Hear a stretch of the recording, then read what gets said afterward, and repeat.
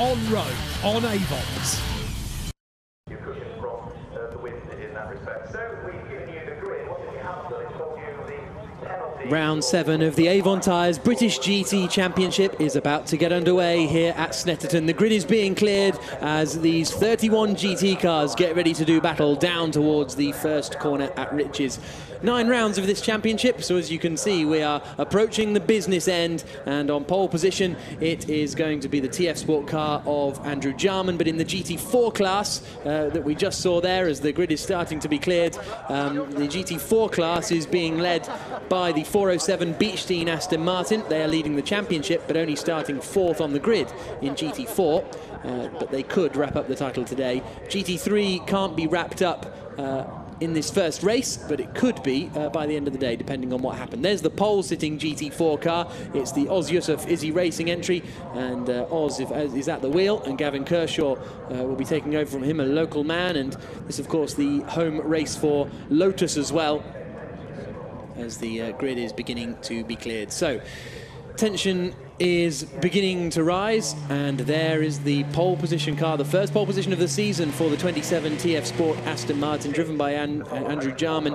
Both he and the Oman racing car of Ahmed Al Harthi, who are on the front row, neither of them have got championship pressures on them, and surely Alex Brundle, that's an advantage for them, but it could be a hindrance for some of the championship fighters. It is an advantage, but it's also a bit of an edgy moment when you've been on pole for the first time in a year, especially this late in the season. We're here with only one more round left to go, and you're occupying that coveted first place berth, and you're very, very conscious of the open road ahead of you. It's a nice place to be, but also you've got a lot to lose sitting up there. So we've got 3 Aston Martins in the top 3 positions. The TF Sport machine of Jarman, the Oman Racing Aston of Ahmed Al Harthi, and then another Oman Racing car of Liam Griffin, who will be starting in 3rd place. And then we've got the first of the McLarens, the number 10 Von Ryan Racing McLaren with Ross Wiley at the wheel there in the Silver Cup. Then we've got the Beechstein Aston Martin car, the machine that's second in the GT3 Championship, being started by Andrew Howard, only in 5th place on the grid. Championship leaders, meanwhile, Marco Attard and Alexander Sims will be starting in 9th position. Here's a look at how they will line up, and it was the first of the 2 drivers that will start this car, and it's these that qualified. So Jarman on pole position, Al Harthi and Griffin behind, then Ross Wiley. Then we've got our championship leaders, Marco Attard and Alexander Sims, starting in 9th position, with their main rivals Howard and Adam in 5th spot, Alistair McKinnon and Lewis Plato completing the top 10. And also keep an eye out for Lee Mole and Joe Osborne as well. They're starting in 6th position. Then our GT4 grid starts in 17th place. Oz Yusuf and Gavin Kershaw ahead of a new entrant this weekend. The Fox Motorsports car has been here the whole time, but this weekend it's Fulvio Mussi who is joining Jamie Stanley, and they'll be starting 18th on the grid. And then our championship leaders in GT4, 20th on the grid, Jamie Chadwick and Ross Gunn. Then we've got Johnson and Robinson, who won last time out at Brands Hatch, starting in 21st position. Graham Coombs returns to partner Sean Hollenby in the 22 Porsche 911 GT4. And the top 30 made out by a new entry of David Tin and Jade Edwards as they return to the championship. And 31st on the grid is the 53 Lotus Evora of Richard Taffender and James Nash after they had problems in qualifying. So the drivers start to get some heat into the tyres. Leader Andrew Jarman not quite as vigorously getting it going as some of the rest of the pack, but a rolling start here at Snetterton as they come out of the final corner. It'll be crucial to watch those lights and get your reaction. Yeah, it's so important, this process of weaving to build tyre temperature when you have a rolling start, because you know when you have a grid where the cars all sit stationary, it tends to be a little bit of an equaliser in terms of tyre temperature. But when you go herring straight into the first corner, the tyre warming they're doing now is directly affecting the tyre temperature they have in that first corner. So we've got onboards with the Barwell Curia Cos car, which is going to be started by Marco Attard, championship leader and defending champions, from 9th place on the grid. So that is certainly going to be entertaining going down towards turn 1, and I'm sure we'll get a shot of that. But Here come our top two through the final corner, and the safety car will pull into the pits and the race will get underway. And Round 7 of the Avon Tyres British GT Championship about to get going. Andrew Jarman on the left-hand side on pole position. Alongside him is Ahmed El Harthi. It's Griffin and Wiley on the second row as the race gets going, and it's a really good start from Jarman. Liam Griffin looking towards the inside to try and take second position away from his Oman Racing teammate, and he's done it. A good start as well from Andrew Howard. He looks to the inside, coming into Richards for the first time, and running wide there is Ahmed El Harthi. He keeps it together, but he'll lose that second place. Great start from Andrew Jarman. Very late on the brakes there, Lee Mole. That's really going to compromise the 888 BMW, and he comes in just behind the number 1 championship leading BMW, but a perfect start for Andrew Jarman. He nailed it and got away, and he's got a big old advantage considering they're only halfway around the lap, Alex. Yeah, absolutely. I was just sorry to cut across you at the start, Jake, but I was just about to say a very, very strung out starting process, and then they all kind of arrived together in turn 1. I thought we were going to see a Le Mans style, you know, one-by-one job, but absolutely it all arrived on the exit of Richards in one great big massive lump,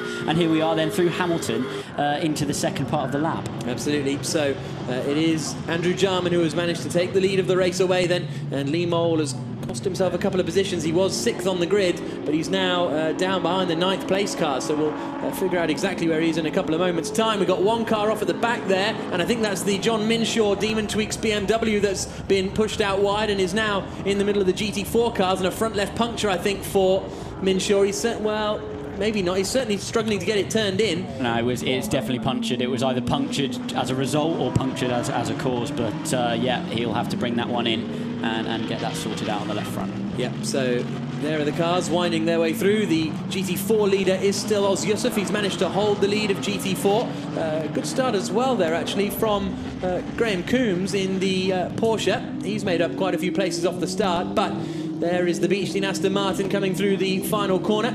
And across the line comes Andrew Jarman leading the way. Second place then is Liam Griffin for the Oman Racing Team. Third is Ahmed El Harthi, again for the Oman Racing Team. That's the only switch we've had there. Andrew Howard is past Ross Wiley, so Howard in 4th, Wiley in 5th. Then we've got Derek Johnston up into 6th position, having started in 7th on the grid. Marco Attard has made up a couple of places and is up to 7th. A big loser in all that as well was Rick Parfitt Jr.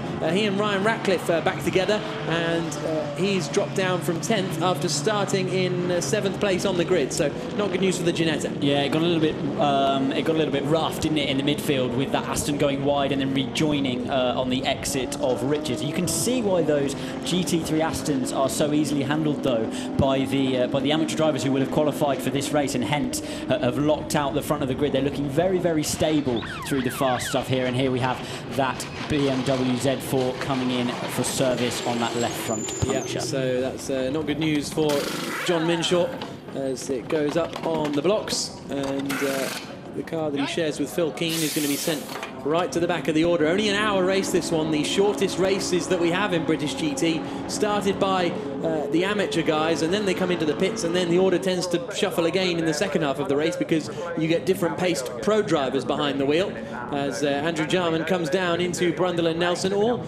line astern and calm at the moment. 1.1 second advantage at the end of that first lap. And really the battle is going to be, I think, Lee Mole trying to get past Marco Attard. That could be pretty entertaining. In the middle there you got Gary Eastwood in the number 18 Ferrari, and number 12 is Sally Yolok, who's making his return to the series, but leading in GT4 is Oz Yusuf as he comes into the first corner. Up into second place has gone Will Moore, and Fulvio Mussi has dropped down to 3rd position. Mussi, a Lotus racer in the past, and that's, I think, how he knows the Fox Motorsport team that Jamie Stanley also drives in as they come around Coram, and Fulvio Mussi trying to get a look at getting past Will Moore, not close enough. They had a slow pit stop in Brands Hatch. They were leading the race, that 61 Academy Motorsport Aston Martin GT4, but lost out in the pits, and unfortunately that cost them. But now they're running in second once again, which is good news. As far as the championship leaders are concerned, it's Jamie Chadwick who has lost a place off the start, actually. She's down into 5th position in class, but still it'll need to be a big switch around over the next few races for them to lose the championship. But 55 minutes to go. Absolutely, and she would be the first female winner of GT4 and also the youngest, so very, very talented young lady, and we wish her all the best to hopefully for that good result and also into the future of her motorsport career. It's really nice to see a lady putting in some good lap times and delivering good performances. Absolutely. 17 years and 95 days is Jamie Chadwick, and it would be the first woman to win any form of British GT class, so that's fantastic to see. If her and Ross Gunn manage to pull it off, they of course are in the Silver Cup, which is for silver ranked drivers, where we've been talking mainly about Pro and Am. Silver Cup is basically 2 young up-and-coming drivers, and as a result they have to take a weight penalty, but despite that weight penalty they're always fighting at the front, those two. So great to see the pair of them out in British GT. There's our championship leader then, Marco Attard, through the bomb hole, and he's managed to gap Lee Mole a little bit now.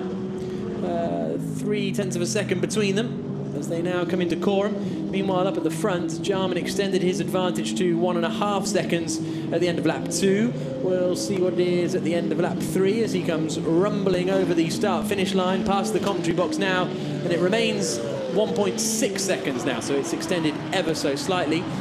But yeah, it's pretty chilled at the moment. If anything, I think it's Rick Parfitt who's trying to find his way past Mark Farmer in the battle over 9th place. They're only 0.2 of a second apart, so that's probably the closest battle on the track at the moment here at Snetterton.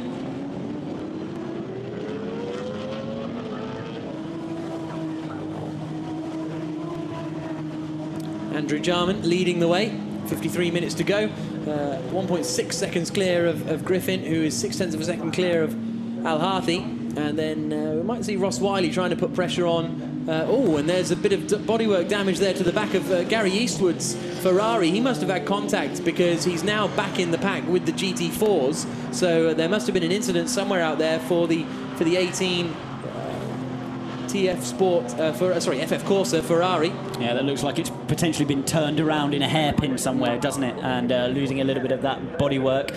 Should be able to, and here we go, we can see a little bit of that. Yes, and it has been turned around in the first hairpin and lost a little bit of that bodywork. Should be able to continue without that, I would have thought, as long as it's not rubbing on anything, and maybe they can make a small repair in the driver change pit stop. Will still cost them a little bit of time though. Yeah, not at all the start that they wanted. It'll be Adam Carroll taking over the wheel of that car in the second half of this race, and he'll have his work cut out just a little bit now, won't he, after contact with the number 12 car of Sally Yollock, who is, well, returning from suspension, really, after causing start-line incidents at Alton Park and Rockingham. He was then banned from racing in the UK for 3 months. Now he's back, and there's been a collision at the hairpin, so I don't think that was exactly what was planned. But meanwhile, up at the front of GT4, it's second and third for Will Moore and Fulvio Mussi still fighting. Yeah, absolutely. A guy like Adam Carroll will relish that challenge, to be honest. He'll jump in it and drive that thing from the back to the front if I know him. But, yeah, unfortunate start for the race. Here we are watching the GT4 battle. And you can really see the difference, can't you, as they round the faster bends on this circuit. A little bit of a wiggle there for the Ginetta as we enter the final left-hander of Russell. But the GT4 car's really floating, and that's a big difference between the two types of machine, where the GT3 cars are allowed those few extra bits of downforce equipment to help them through those faster corners. Yeah, absolutely. And Oz Yusuf at the front of the GT4 Packers built up a 3-second advantage, which is pretty good for him. He's 43.5 points behind the championship leading car, and so a win here would really bring them into championship contention. This is what it feels like to be wheel to wheel around Snet, down into that first hairpin. This is the left-hander of Palmer, banked on the inside. You've got to get it right over to the inside line. Yes, we have. And then it pinches horribly on the exit. Yeah, they've done a good job, I feel, with the new Snetterton. You can see the GT4 positions down at the bottom. Yusuf and Kershaw ahead of Will Moore, then Fulvio Mussi, Johnson, Chadwick, Coombs, Sherpen, Valeska and Webster, the top 9 at the moment. And this is Jamie Chadwick that we're looking at now, coming into the left-hander of Hamilton. All looks very serene in the cockpit of the Ginetta, doesn't it? But yeah, 17 years old young lady delivering. Yeah, absolutely. And 17 years and 95 days. And could be the youngest ever British GT champion. The previous record was held by Johnny Cocker, who was 18 years and 6 days old when he won the 2004 NGT title, which was the main title really back then. So she'd take that accolade away. So the leader in GT4, Oz Yusuf, has broken clear. Then we've got this next batch of 4, which are pretty much together, and then they, in turn, have dropped Graham Coombs. The contact between Sally Yollock and Gary Eastwood is under investigation. That was the McLaren and the Ferrari that we saw coming together down at the hairpin.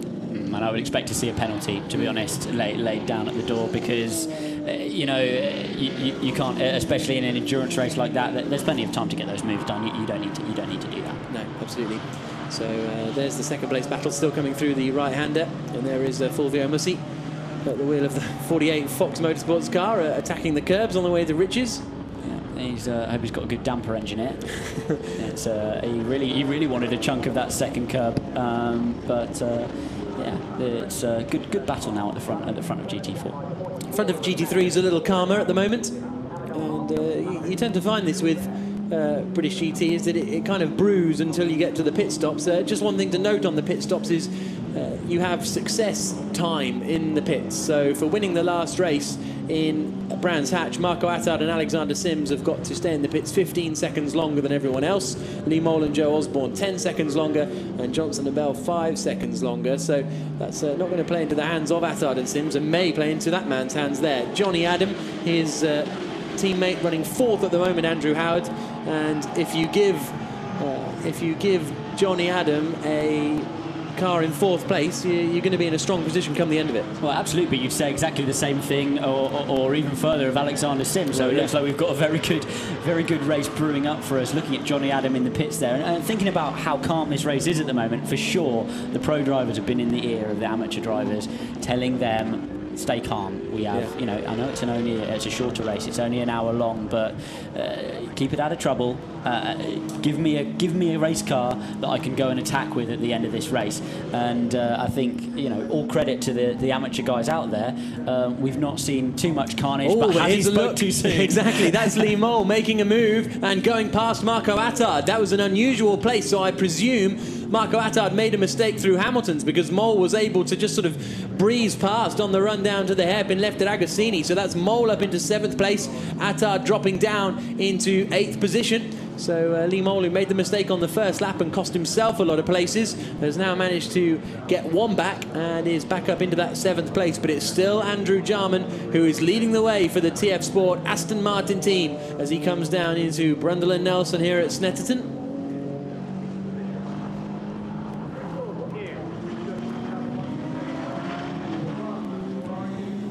Andrew Howard in 4th position is currently the quickest man on the track. He was fastest of anyone last time around. He's just done the best first sector of anyone and a personal best in the middle sector. So he's got some clear air now, Andrew Howard, because he's dropped back from the Aston Martins in front. But he seems to be putting the hammer down a little now. Yeah, and the Astons, those top 3 Astons specifically, just making a little bit of a gap in the field now. Andrew Howard, as we said, creeping his way back up to them. But Aston have really got this one sewn up at the moment. We'll have to see when the pros get in the cars a little bit later on.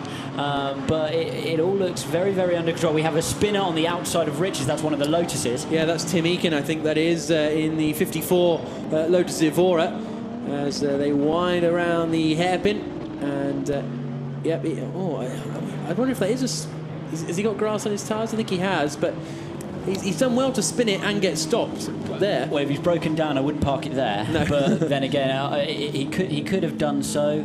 I assumed a spinner because that is the exit of Riches and not the most favourable place to be. No. And he's managed to get it going again. Okay, so away goes Tim Eakin. That's the car he shares with James Nash. He was too scared to go past the tree. I think that's what it was, the scary man tree at the hairpin at Montreal. So Eakin's got going again. They had mechanical problems, which well, they were having ABS problems in qualifying, which meant they qualified dead last. But James Nash, his teammate, is no slow coach, and unfortunately it might not work out for them in this race, but maybe next time when James starts it, we might see them climbing up the order. There's our GT4 leader, Oz Yusuf. And then still this, whoa, second place battle, big moment there, and off goes Fulvio Mussi. Now, what happened there? Very unusual to see a GT4 car behave like that. They have ABS on them, and it looked like it might have been a puncture or something like that, the way the car behaved, but no signs of it. The way the car behaved, it looked like he might have caught a little bit of grass on the way in, but I doubt it. Let's have a look. Is he nuzzled right up to the outside of the track? No. I don't think that ABS system is functioning. I mean, normally, you know, for example, something like brake bars wouldn't be an issue because the ABS would deal with it. Either that or he's braked very, very hard with lock-on. You can still have moments like that in the braking zone, but quite bizarre. You shouldn't even really be braking that hard there. I think he's just been very, very aggressive with the steering wheel and upset the car before he's even arrived at the apex of Richards. On a downshift as well, maybe, and it all coming together to create a little bit of a wiggle. And this is the second and third place battle making its way through some of the traffic. I bet that felt like a little bit of a wiggle from behind the steering wheel. Exactly. Ever the underestimation from Jack Nicholls. Well, it can't be that hard, can it? 44 minutes to go here at Snetterton. It's round 7 of the Avon Tyres British GT Championship. And if you want to keep up with the live timing, you can do on tsl-timing.com. So tune into that and you'll see everything that's going on, and you'll probably be able to figure it out a little bit better than us as they wind their way around. Now, the gap's come down from Andrew Jarman to Butcher and Al Harthy behind. So, well, it's not Butcher at the wheel, is it? It's Griffin. The transponder's in the wrong position. But Andrew Jarman did have a 1.5 second advantage. It's now down to under a second, 9/10 of a second, and that could be because they're starting to get the traffic element played in, because no matter how much quicker you are, the GT3 cars lapping about 6 or 7 seconds a lap quicker than the GT4 cars, it doesn't make it easy to pass the guys in front. Yeah, there's not that much GT4 traffic out there, but they are all in a little gaggle, all having their own battle, and that's a problem because they are not looking behind, they're looking ahead, and they're not expecting you to come up behind them. What's going to be interesting is how these Aston Martins deal with each other, because although they are different teams, different drivers, in general, manufacturers have a little bit of, you know, maybe a gentleman's agreement that if there's another Aston out there and I'm in an Aston, then I'm going to race him hard, but it's a little bit more of a no-no to wipe him out, basically. And so they might just get smart and stay in situ now they're pulling away from the rest of the field. The gap's still just under a second between the first Aston Martin of Andrew Jarman for TF Sport and then the two Oman Racing Aston Martins in second and third as they swing around Palmer's. Andrew Howard's charge has calmed down just a little. He still took... No, he didn't. He lost 0.4 of a second on that last lap, so he's 2.6 seconds back from the second and third place squabble. He has managed to break away from Ross Wiley, though, behind him in the Von Ryan McLaren. Closest battle in GT3 is the Farmer Parfit McKinnon squabble. All over 9th position, Mark Farmer in the Aston Martin, ahead of Rick Parfit in the Ginetta and Alistair McKinnon in the Mercedes. We had 5 different marks in the top 10, but it was a pretty strong performance from the Aston Martins up at the front, locking out the top 3 positions. Here we see Griffin in one of those Astons, and this is what I'm talking about, instability. This is one of the main tests of it coming into the S's. You see how he can get to the apex with no worries, no wiggles. You'd see it as a kind of a wiggle on the camera if he was having issues from the rear. Up the inside of that traffic we were talking about, just has to wait up the inside of that Aston GT4 and then is able to go through.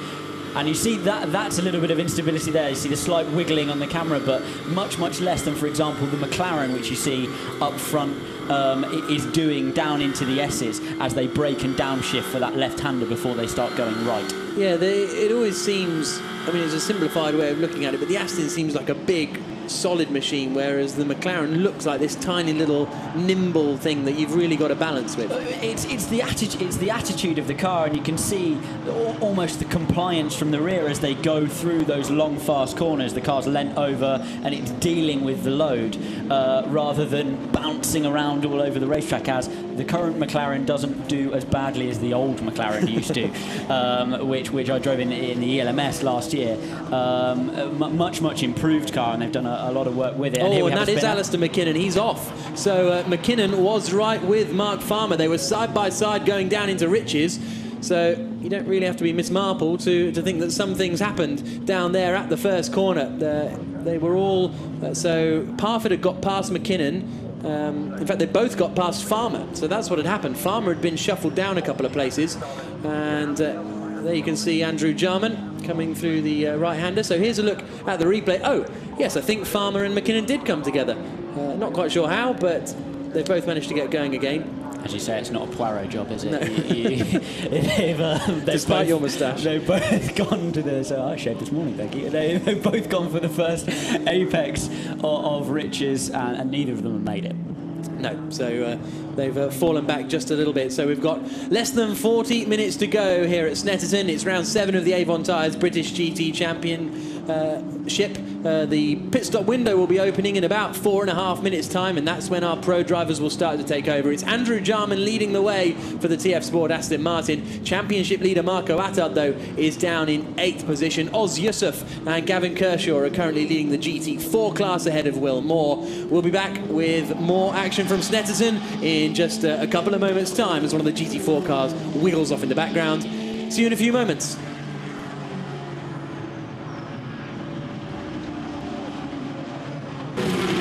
On track, on road, on Avons.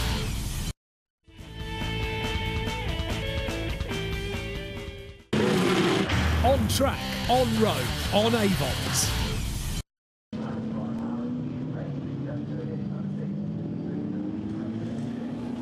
Welcome back to Snetterton, round 7 of the Avon Tyres British GT Championship. And if you were with us before the break, it's a little bit of a different scenario now, because leading the way is Liam Griffin for the number 6 Oman Racing Aston. The number 2 Oman Racing Aston of Ahmed Al-Harthi's up into 2nd place, and our previous race leader there, the 27 TF Sport Aston Martin of Andrew Jarman, has dropped from 1st down to 3rd position. 36 minutes to go, so the pit stop window will open in a minute or so, but a real change around in these last couple of laps.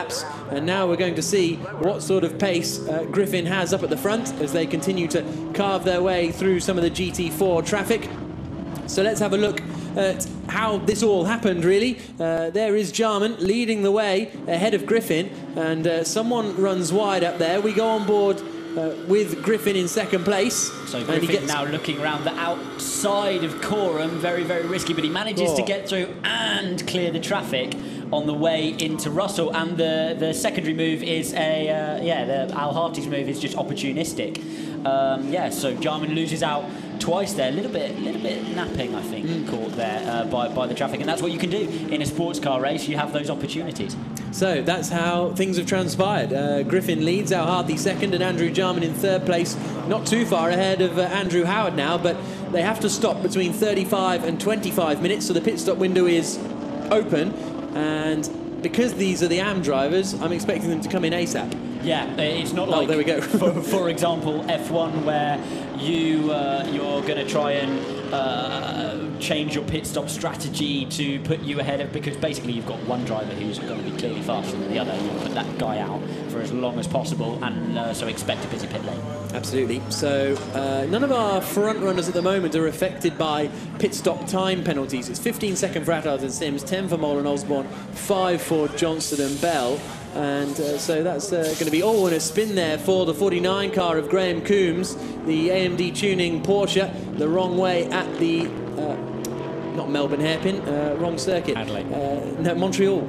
It's the Montreal hairpin. So it is. We could have gone through all the Australian cities there and never made it. Keep on going. But we've had Mark Farmer, Sally Yollock, Steve Tandy, Alistair McKinnon all in the pits. And they're parked at an angle there just because of space, and also there's a minimum pit stop time, which is 145 seconds, so therefore there's no real urgency to pull away as quickly as possible. You've got enough time to position the car correctly before you pull clear.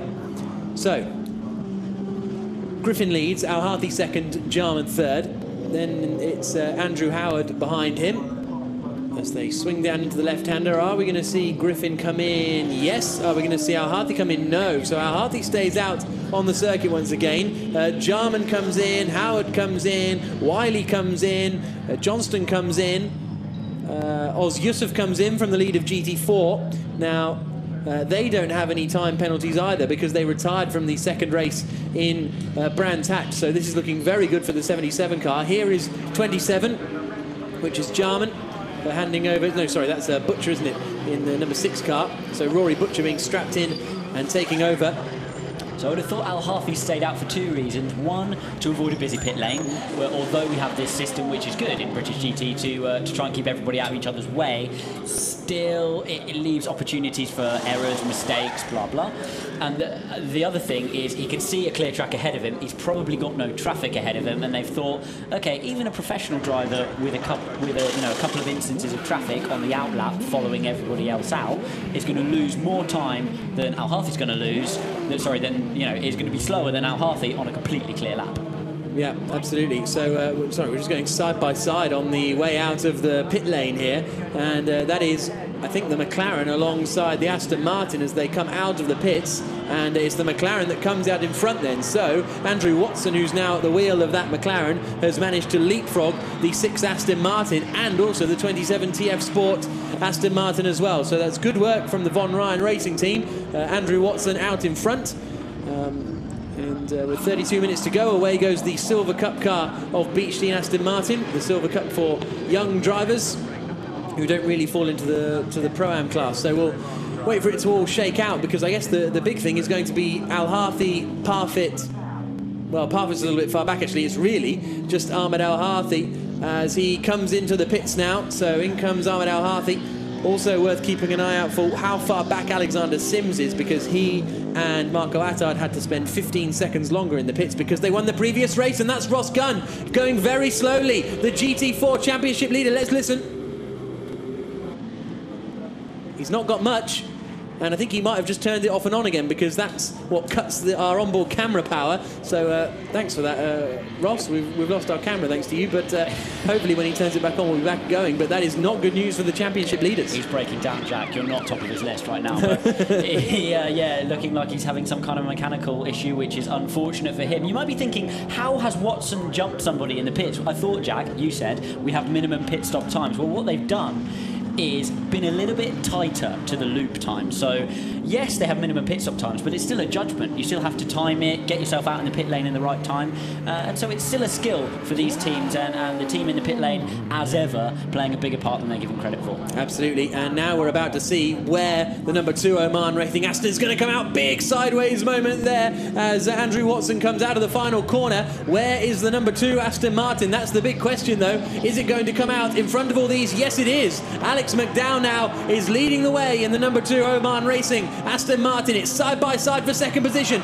Andrew Watson holding on in front of Rory Butcher for the time being as they come down towards the hairpin, and right behind them is Jody Fannin in the 27 TF Sport Aston. So staying out that lap longer, whether it was these guys dealing with traffic, whether it was clear air, it's worked for the number 2 Aston. That man Ahmed Al Harfi has handed over to his teammate who's in the lead of the race. Yeah, it looked really messy coming out of the pits, and they all followed each other out and scrapped all lap, and absolutely what we considered came to pass, which is that Al Harfi on a completely clear lap was quicker than those guys on an out lap, all banging door handles. So we're at the halfway point of the race now, and now we'll see the race take shape. We'll see who has the pace to make progress up the order. We're on board with Rory Butcher.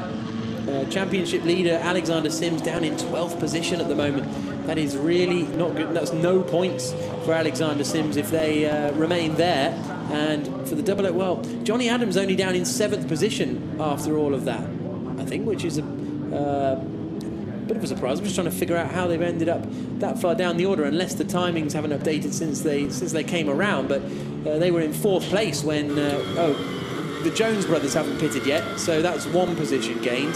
And I don't know if Bell has either. They might have come out right together on the circuit. So we'll keep an eye out for where Johnny Adam emerges. But the best news of anyone really is for Rory Butcher. As far as the championship protagonists are concerned, he is the highest up the queue, but no one's higher than Alex McDowell, who is partnering Ahmed Al Harfi. They too are in the Silver Cup, that pairing. So they have extra weight compared to the other Aston Martins behind. So I wouldn't be surprised to see these three start to close in on Alex McDowell, because all of them are pro drivers, but McDowell has the Silver Cup weight penalty as well. Absolutely. Alex McDowell jumping in that car this weekend. Aston Martin Works driver in the World Endurance Championship in their GTE car. Knows this car very, very well. But yeah, carrying that extra weight, you can't get away from that. It's just physics, and expect them to claw their way up. It'll be interesting to see the strengths and weaknesses of that McLaren as it heads towards the front of the field, as Johnny Adam puts in a storming lap, some second clear of what anybody's been able to achieve so far more than a stunning lap by him. And this is where you see the pros start to come into their own. Yeah, 2 seconds quicker than Andrew Watson on that last lap. Watson in second place did a 52.2. Johnny Adam did a 50.4. So really impressive stuff. Oh, and it looks as though it's game over for Fulvio Mussi, and it seems that they have lost all power, unfortunately, and it looks as though it's race over before Jamie Stanley. Well, I think he got to the wheel, didn't he? But nothing more than that. So here come our race leaders. 2 seconds between first and second places. And in second place at the moment is Andrew Watson. Coming under pressure now from it's Butcher now, isn't it? In that number 6 Aston Martin, and yeah, having made those spaces in the pits, seems like they're struggling for the pace to keep that car up in second place as McDowell churns away at the front. And as you said, Alex McDowell's outlap very slow for some reason, 56.5 in comparison to Watson and Butcher, who both did a 52. In fact, everybody in that top group churning out a 52.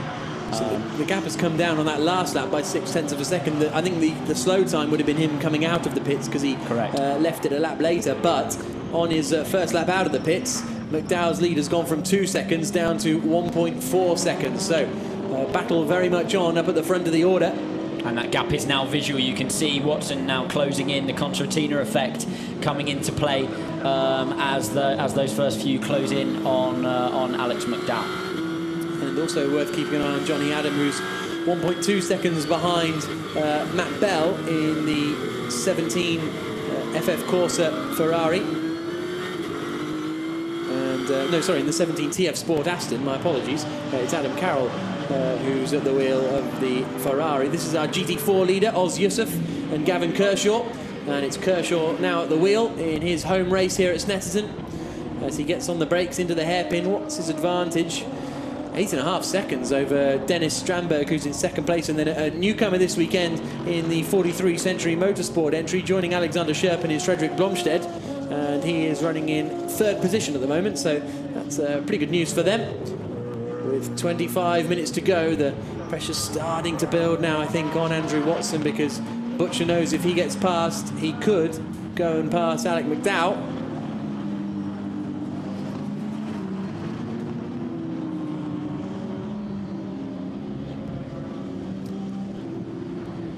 "25 minutes to go here at Snetterton. It's Alex McDowell leading the way as he comes into the final corner, but he's being gradually closed in on by Andrew Watson in the McLaren 650S run by Von Ryan, and the other Oman Racing Aston Martin in third position, and that is in the hands of Rory Butcher now. And as far as the championship is concerned, Butcher is the pairing that are in contention for that, Butcher and Griffin. So you'd think that if Butcher can get past Watson, McDowell will happily let Butcher through into the lead. I'm not sure about... One's in championship contention, one isn't. I agree, but I'm not sure how Alex McDowell's teammate would feel about that at this point. I think that we're racing here in British GT at a high level. Manufacturers want to demonstrate their product as a victorious product, that's for sure. But you're still running with private teams, and these guys want to win. They want to win for themselves, and who can blame them? So expect, Alex McDowell's here to race, and I would not blame him for repelling the attentions of Rory Butcher if it came down to it. So there is Liam Griffin, who's out of the car now, and watching his car in third place at the moment. Only half a second behind Andrew Watson there in the number 6 Oman Racing Aston. And Alexander Sims is making progress. He's already dispensed of Ryan Ratcliffe in the Ginetta, and he's now right up behind Mike Simpson in the other Team LNT Ginetta. We're on board with Alexander Sims on the brakes, ducking up the inside of the AMD Porsche, And this could be an opportunity for him to try and get past Simpson. Oh, that's a bold one into Williams. Yeah, I've been watching Simsy for a couple of laps, and he is really making progress. He hasn't lit the timing screens up yet, but that's because he's been hacking through the back markers to get his way up into the midfield, to be honest, and then up towards the front of the field. But he has been very, very quick and very, very consistent. 51.082 last lap in comparison to a 52.2 as delivered by McDowell, who now betters that to a 52.1, but my point stands. Yes, it certainly does. So these guys are all queued up behind John Barnes, who's in 8th place at the moment in the number 11 Aston Martin, former champion back in 2007 when he and James Gornall were racing in the Dodge Viper. Now he's in the Aston Martin. They'll be hoping to get to the end of this one. There is Alexander Sims. Oh, the Litch, carry on. Heading down the start straight here at Snetterton. We've got 22.5 minutes to go. The battle for the lead is closing in between McDowell, Watson and Griffin. Join us in a couple of minutes.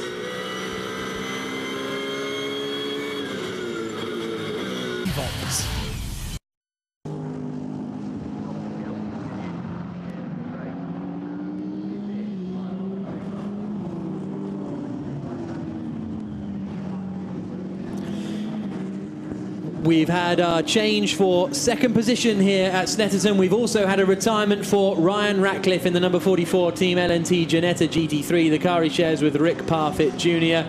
And we have... and off is our race leader, Alex McDowell. He's come together with the 52 car, which is, I think it's a 62 car, actually, now in the hands of Mike Hart. So, off goes the race leader. Griffin can't believe it. It'll work out all right for him because he'll gain a place. But for the Oman Racing team in general, that is not good news. There's also reports that Andrew Watson might have a puncture in the number 10 McLaren.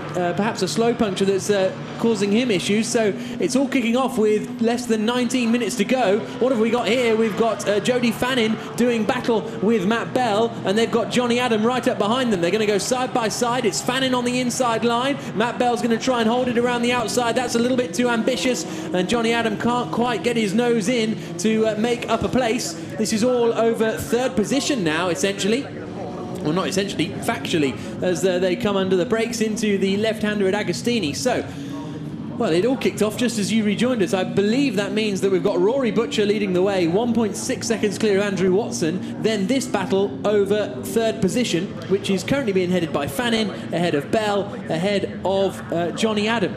What was that we said about all of the Aston Martins being nice to each other at the front of the field? It doesn't appear to be the case, unfortunately. Yeah, Alex McDowell just got a little bit wide there. He looked a little bit slow as well, getting back up to speed. So I wondered if he had some kind of issue on the rear of the car. Contact between number 2 and number 52 under investigation. So that will be Alex McDowell. Yeah. And the Academy Motorsport GT4 of Mike Hart it was.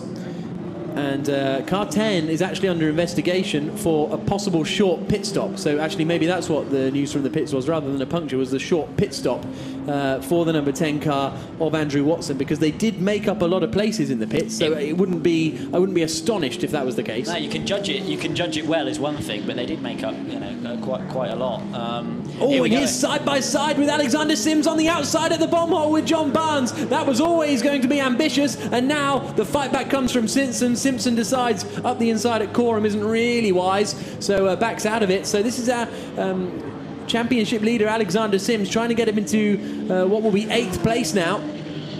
And Sims not under massive pressure here, but he knows he has to make progress, and this will be frustrating him.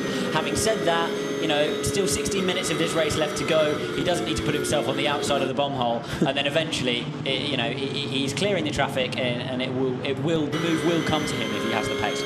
Yeah, absolutely. So on board we go with Alexander Sims right up behind John Barnes. Thought he was going to clip the back of Barnes there, but managed to keep it all together. This is the battle over 8th place then. There's 7 seconds back from Alex McDowell, who, he hasn't set a lap out since spinning yet, but we'll keep an eye out whether he's still on the pace or not. But it's Rory Butcher leading, 2.5 seconds clear of Andrew Watson in the McLaren. As far as the championship is concerned, leaders down in 9th place, so they'll pick up a couple of points. Second place car is in 5th. That's Johnny Adam and Andrew Howard, but winning the race will be Rory Butcher. So the gap, which is some 35 points, 40 points will come down by about 20. So they're pretty much going to halve the gap here, Griffin and Butcher, if everything stays together for the remaining 15 minutes. Absolutely, yeah, and that's why we've seen Alex Sims potentially get a little bit more racy in the midfield because they've seen that change up front and the amount of points that they're going to lose. And I suspect someone's been on the phone to Simsy to tell him, yeah, hello mate, would you like to get on with it through the midfield because your championship rivals are leading the race. Yeah, absolutely. So Sims currently in 9th position, which will give him 2 points. So that means he'll be on 140.5, and it would mean that Butcher and Griffin would be on 123.5. So the gap that was 40 points would come down to being just 17. That's my rough maths. I'll figure it out again a little bit later on in the race, but it would really bring that championship advantage down. But, well, that's the thing. Alexander Sims, he's got past, you know, the sort of slower cars in GT3, but he's got 3 seconds up the road to Alex McDowell. If he gets past McDowell, he's then got another 12 seconds up the road to Joe Osborne, another 7.5 seconds up the road to Johnny Adams. So if Sims gets a safety car, I think he'll be very happy. That'll bring him really into play. Yeah, safety car is what he needs right now. But if you look at the lap times, I mean, he came out of the box very hot. The guys, you know, Bell and Adam in 4th and 5th place, they might have got a little bit more of a clear lap than Simsy, but they're lapping kind of the mid-50s kind of range. Sims is into the 51s. I'll watch him for the next couple of laps. We'll see what he's able to achieve with that Beamer, but he needs to be, you know, taking a good half a second a lap out of those guys or more to be at their rear bumper by the end of this race. Absolutely. So there is our race leader, Rory Butcher, just sliding past the 61 Academy Motorsport car of Dennis Strandberg, who's in 3rd place at the moment. And it's a 3-second stop-and-go penalty for Andrew Watson because his pit stop was too short. So there you can see the marshal readying the black flag on the start line here. That's the black and orange flag going out. I don't think he meant that one, so he's had to quickly go and grab the other one. But there it is, the number 10 McLaren for Von Ryan Racing, and that's a real shame for Von Ryan. They haven't had a good result yet so far this season, despite having pace at most of the rounds. It just hasn't quite worked out for them. And I mean, that's, you know, I'm afraid to say, is a kind of a team responsibility one, this one. And this is how Rory Butcher took the lead of the race. This is his view of it. Up ahead, it's the battle with Alex McDowell as he tries to get past Mike Hart. Hart comes across, doesn't see that. Unless Hart lost control and was sliding across that way, I can't quite make it out. But I mean, that's a gift for Butcher. It's a little bit of a strange one. What I think's happened is Hart is looking into that left-hand apex of Russell preparing, goes to use all of the racetrack to turn in, and doesn't realise that McDowell is already up the inside of him. I think you've got to lay that a little bit at Hart's door and say you should be more aware than that. But then Alex McDowell works Aston Martin driver, knows there are people of varying abilities on the racetrack and didn't really need to be putting his car there. So there's our 2nd place McLaren that's going to have a stop-go penalty. So this means this will be the 2nd, 3rd and 4th place battle, which is going to be Fannin, Bell and Adam, all line astern for 2nd place. Then a little bit further back is Joe Osborne for the 888 BMW squad. And this is then what will be the 2nd place battle. Fannin, Matt Bell and Johnny Adam, all in Aston Martins, but different teams. It's the 27 TF Sport, well, 2 are in different teams. We've got TF Sport versus TF Sport versus Beechdene Aston. Those are the orders, and in comes Andrew Watson for his stop-go penalty. Not quite sure where he's meant to go, but he's got to go down the end. And he was 3 seconds short. Sometimes you will stop in your penalty box. Sometimes you'll stop in front of your team. It's a penalty box one this time, and there it is.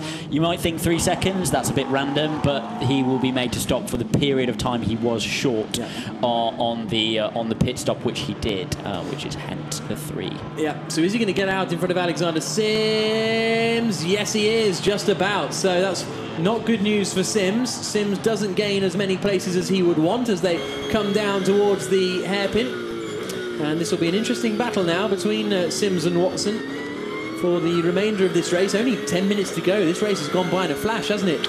Meanwhile, Griffin has got an 8.7 second lead up at the front, but that second place battle is really starting to rage now. All three of them covered by just 0.7 of a second. Alexander Sims, meanwhile, did the fastest final sector of anyone on that last tour, but not quite enough to get out in front of Watson. So here are our second, third and fourth place men: Fannin, Bell, Adam, all in Aston Martins, which presumably makes overtaking a bit trickier. Yeah, well, you're all fast and slow in the same places, but, you know, in various single-seater formula, it's very, very similar. Of course, it's easier because of the traffic, and it's easier if you have a straight line speed advantage. Basically, those are the things which, if your car is very, very good on the brakes. But yes, if you're in the same kind of rhythm, it makes it quite easy to follow, but yeah, quite difficult to overtake. Must have been slightly disorientating experience actually there for Alex Sims, because when somebody comes out of the pits in front of you, they're normally on cold tyres, and you tend to make headway really, really quickly. So Alex Sims will be wondering why he's not past Dominic Watson with But he's just done it here at the bomb hole. He's got a great run out of Brundle and Nelson and gone around the outside of the bomb hole there, Alexander Sims. So I wonder if Watson has a problem. No, he doesn't. So that's a good move from Sims up into 6th position. So he's managed to take advantage in the end. And let's have a look at Alexander Sims then. A good drive from him so far today with less than 10 minutes to go here at Snetterton, and Sims is up into 6th position, and he's got past the number 10 car of Andrew Watson, who slips down to 7th. Really frustrating for the Von Ryan team. But here are our second, third and fourth place men again. And now we'll see the pace of Alex Sims, because he's got a little bit of a gap in front of him, some 14 seconds back from Joe Osborne in front of him. So yeah, we'll see if he's going to be able to make any kind of headway on the leading group. They're all lapping very strongly. I don't expect him to arrive at the back of that group. No, it's a bit ambitious, isn't it, with 8 minutes to go. But can we see Johnny Adam make a move on Matt Bell? That's going to be one of the questions. I don't think we'll see Bell attacking Fannin, because a second and third place will be good. This is Alexander Sims going around the outside of Mike Simpson. Oh, that's a and then into the side move of Mike Simpson. Yeah.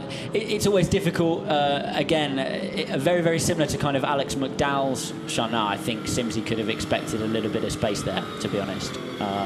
Similar to Alex McDowell's shunt, where you've got a pro driver, a very, very quick driver, you know, making headway, trying to push forward. He has to allow for the fact that there are people of different abilities on the racetrack, but at the same time, it's not his fault. Yeah. You can't say that's absolutely your fault. Yeah, absolutely. So this is the second, third and fourth place battle again. And as I say, I don't expect Bell to attack Fannin, because they're both in the same team. And a second and third place for TF Sport would be delightful. But that man there in the 007 Beach Team Aston Martin, Johnny Adam, really wants a podium.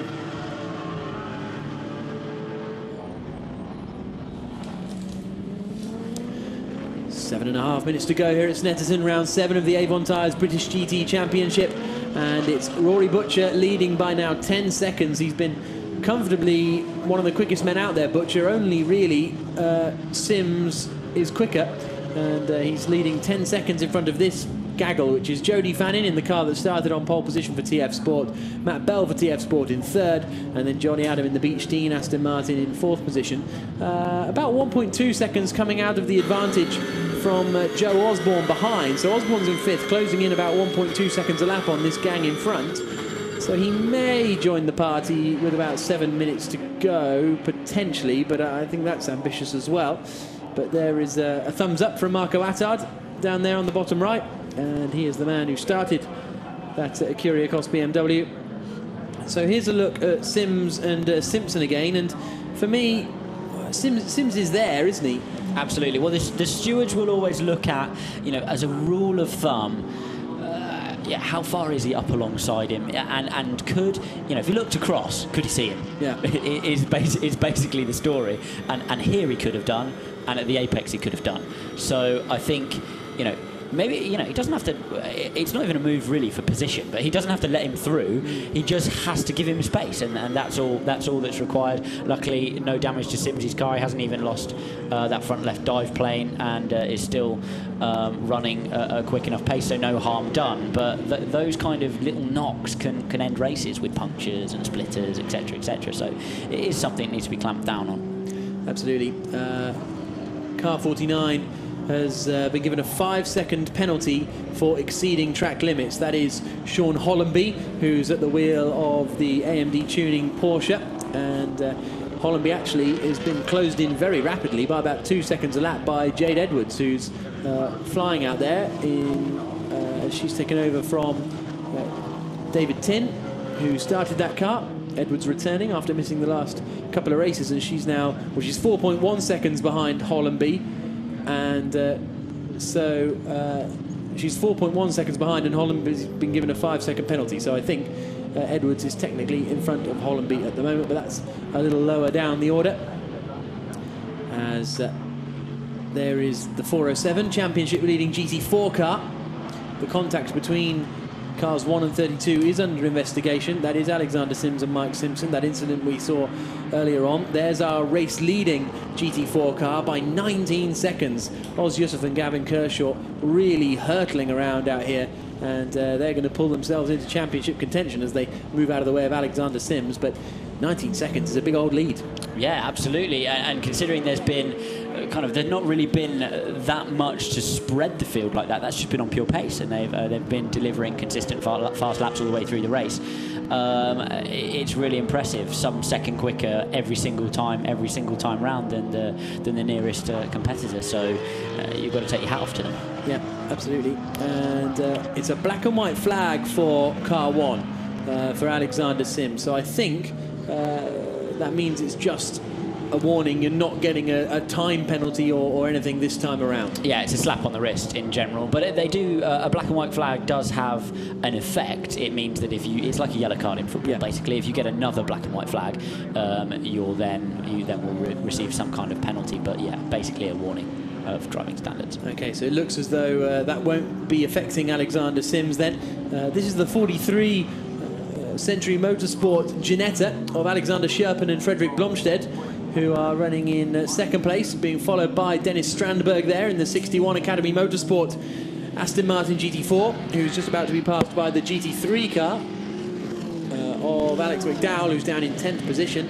And how frustrated will the Oman Racing gang be after that contact at the final corner? 3 minutes to go.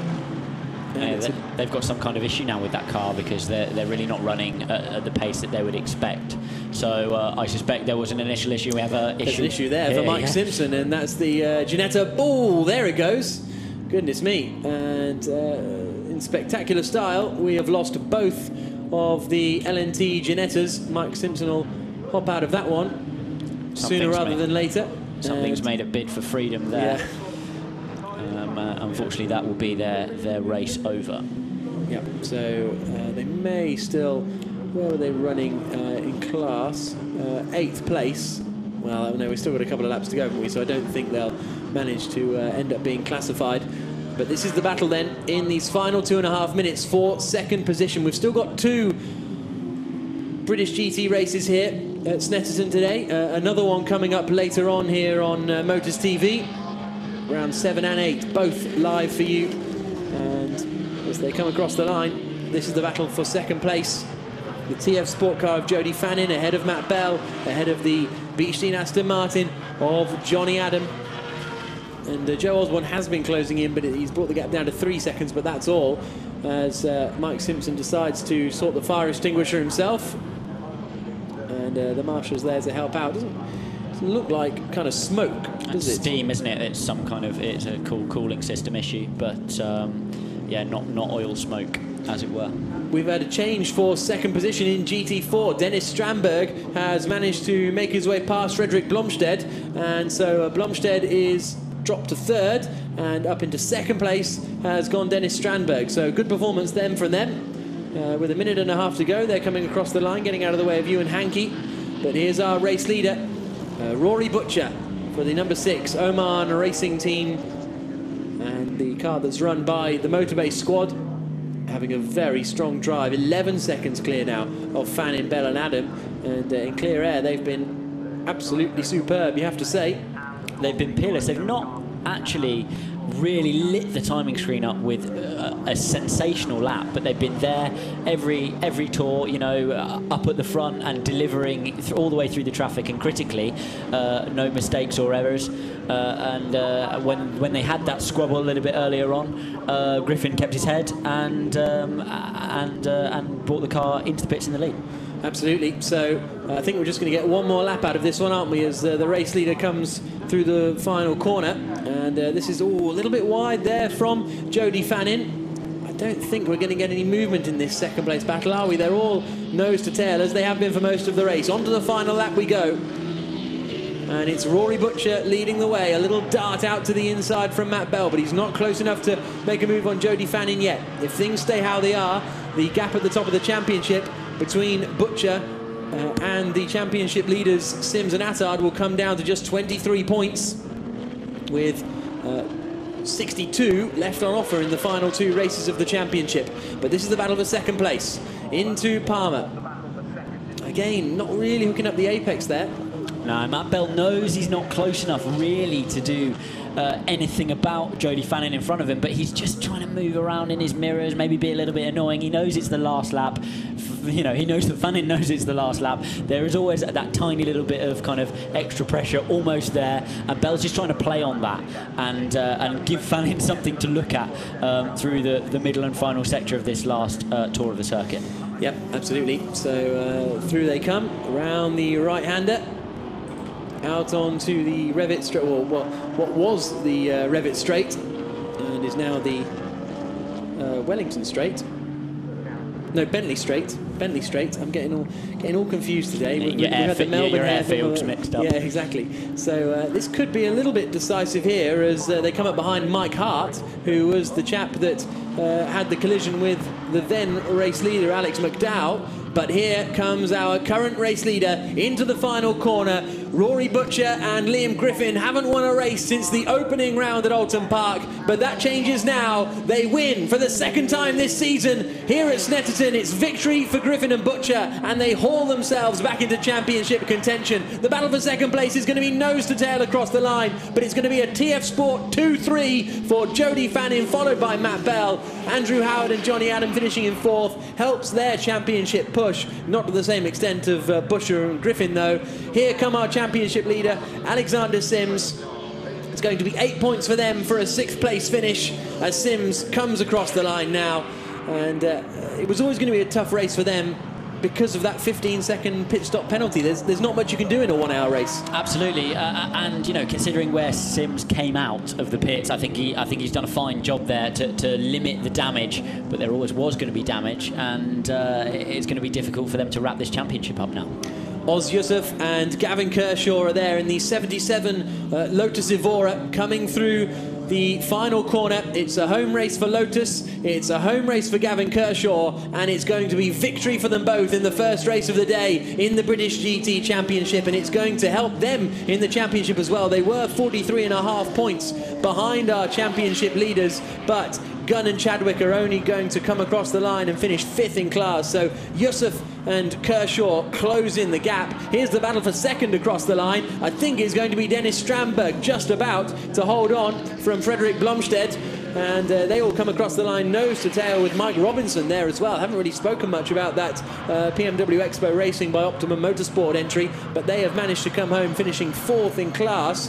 That was despite having a 10-second pit lane penalty, so that's a good work from Johnson and Robinson. And there are the 407 Beechlein Aston Martins across the line of Gunn and Chadwick, the championship leaders still, but with a reduced margin. Well, what a way to start the day here on Motors TV. We've got Formula 4 VWs and Ginetta GT5 Challenge coming up before another British GT race.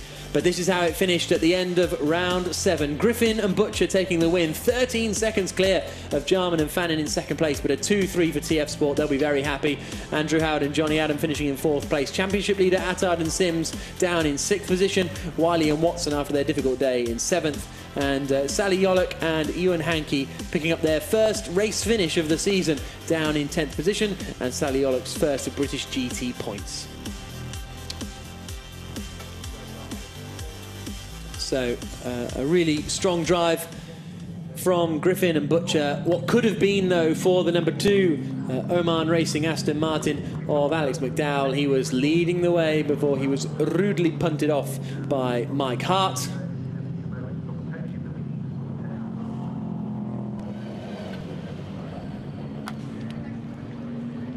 There's our race winner, Rory Butcher.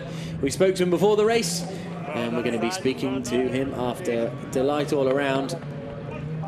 And they'll be looking forward to the second race a little bit later on. They'll be starting down in 7th place, though, with Rory Butcher at the wheel, so it'll be a very different grid for the race later. There is Liam Griffin. A big embrace there. The man in charge of Addison Lee cars. And he's very happy to have taken that victory. As I say, they won the opening race of the season at round 1 at Alton Park, and they've managed to win again here. Let's go down to Claire Cottingham, who are with our winners. Well, Rory, let's start with you. You've just got out of the car, a bit hot out there. How are you feeling? I'm feeling fantastic. You know, the car was just on it, and once I got past the McLaren, I got some clear air and I could just put some markers down. But Liam, you've done an amazing job there. Yeah. Brought the car in first place. It's a shame you lost out in the pit stops, but fantastic. Yeah. But you got it back, Liam. Let's just talk about the pit stops. There was a little bit of confusion. What was your view in it all? Well, obviously the McLaren was short pit stop because we came in first, so we wondered how we came out 2nd or 3rd in the end. So obviously Ahmed jumped us as well by doing the extra lap, so that didn't work out. But they did well to get past the McLaren, and then unfortunately Alex, you know, that back marker. That's part of the pros and cons of having GT4 out there. But so he sort of gifted it to us, really. So. And Rory, let's just talk how important this is for the championship. What do you think of that? Like, you know, getting a win here is pretty spectacular for you guys for championship alone. Yeah, absolutely. It puts us straight back into the hunt for the series. So we just need to do the same in race 2 and you know, gain some more points back, hopefully. And you start the second race. How are you feeling ahead of that? Yeah, I'll be good. I'll hopefully make up a couple of places on that one and hand the car to Liam in the top 5. That's the plan. Lovely. Let you guys go to the podium. Thank you very much, guys. Congratulations. Jack, back over to you. Thank you very much, Claire. Very good to hear from a very happy pairing, and interesting to see that they got sort of in a bit of a kerfuffle because of the pit stop and the quick pit stop from the Von Ryan team. And so this is what happened. They pushed him out and said go, go, go, and then it was side by side between the pair of them, and then that having to relinquish that position is what ultimately cost them to the likes of Ahmed Al-Hati, who stayed out on the track to avoid all of those pit stop shenanigans. Let's hear from Oz Yusuf and Gavin Kershaw. Claire. Well, Gavin, let's start with you first. A little bit hot out there. How was it? It was nice, actually. I think the temperature dropped a little bit and the tyres didn't go off too much, but it's just keeping the nose clean with those GT3s in line of stern coming through. If you can get them in the right place, all of a sudden you've pulled 5 seconds gap, and then the next lap you get them in the wrong place. But Ozzy done it for me, you know, hand it over in the lead, no pit stop penalty this time because we had a non-finish at Brands, and then just bring it home. And Oz, it was a commanding lead. How are you feeling? Well, very good at the moment. We've just got to do it again for the next race. But like Gavin said, I just wanted to bring it home. I was driving comfortably. I didn't want to get caught up in any sort of unnecessary problems. And I've just done my job. And I knew once I handed over to the expert here, he'll finish it. So that's the result that we needed today. Well, congratulations. Another very important win within the championship, the GT4. Let's head back over to the commentary team. First of all, Jack. Thank you. Thank you, Claire. So the GT team manager and driver of Car 1 has been asked to go to race control. So Sims and the boss of the Acuria Kos squad, the Bawa Motorsport Run team, have been asked to go to race control. So maybe it's not all over. Here's a look at the GT4 results. Yusuf and Kershaw taking the win. Moore and Strandberg second, just across the line ahead of Sherpen and Blomstedt. Johnson and Robinson fourth. Only a fifth place for Chadwick and Gunn means that they only pick up 10 points, whereas Yusuf and Kershaw pick up 25. So the gap comes down by 15, so it'll be somewhere in the region of 28 points now, the gap at the top of the championship. So, after 1 hour of racing, it's time for the podium presentations. We've still got another hour to go. A little bit later on, we've got VWs and Ginettas and Formula 4s in between all of that. But they're just waiting for the podium to get underway after what was an entertaining hour. Yeah, a veritable plethora of...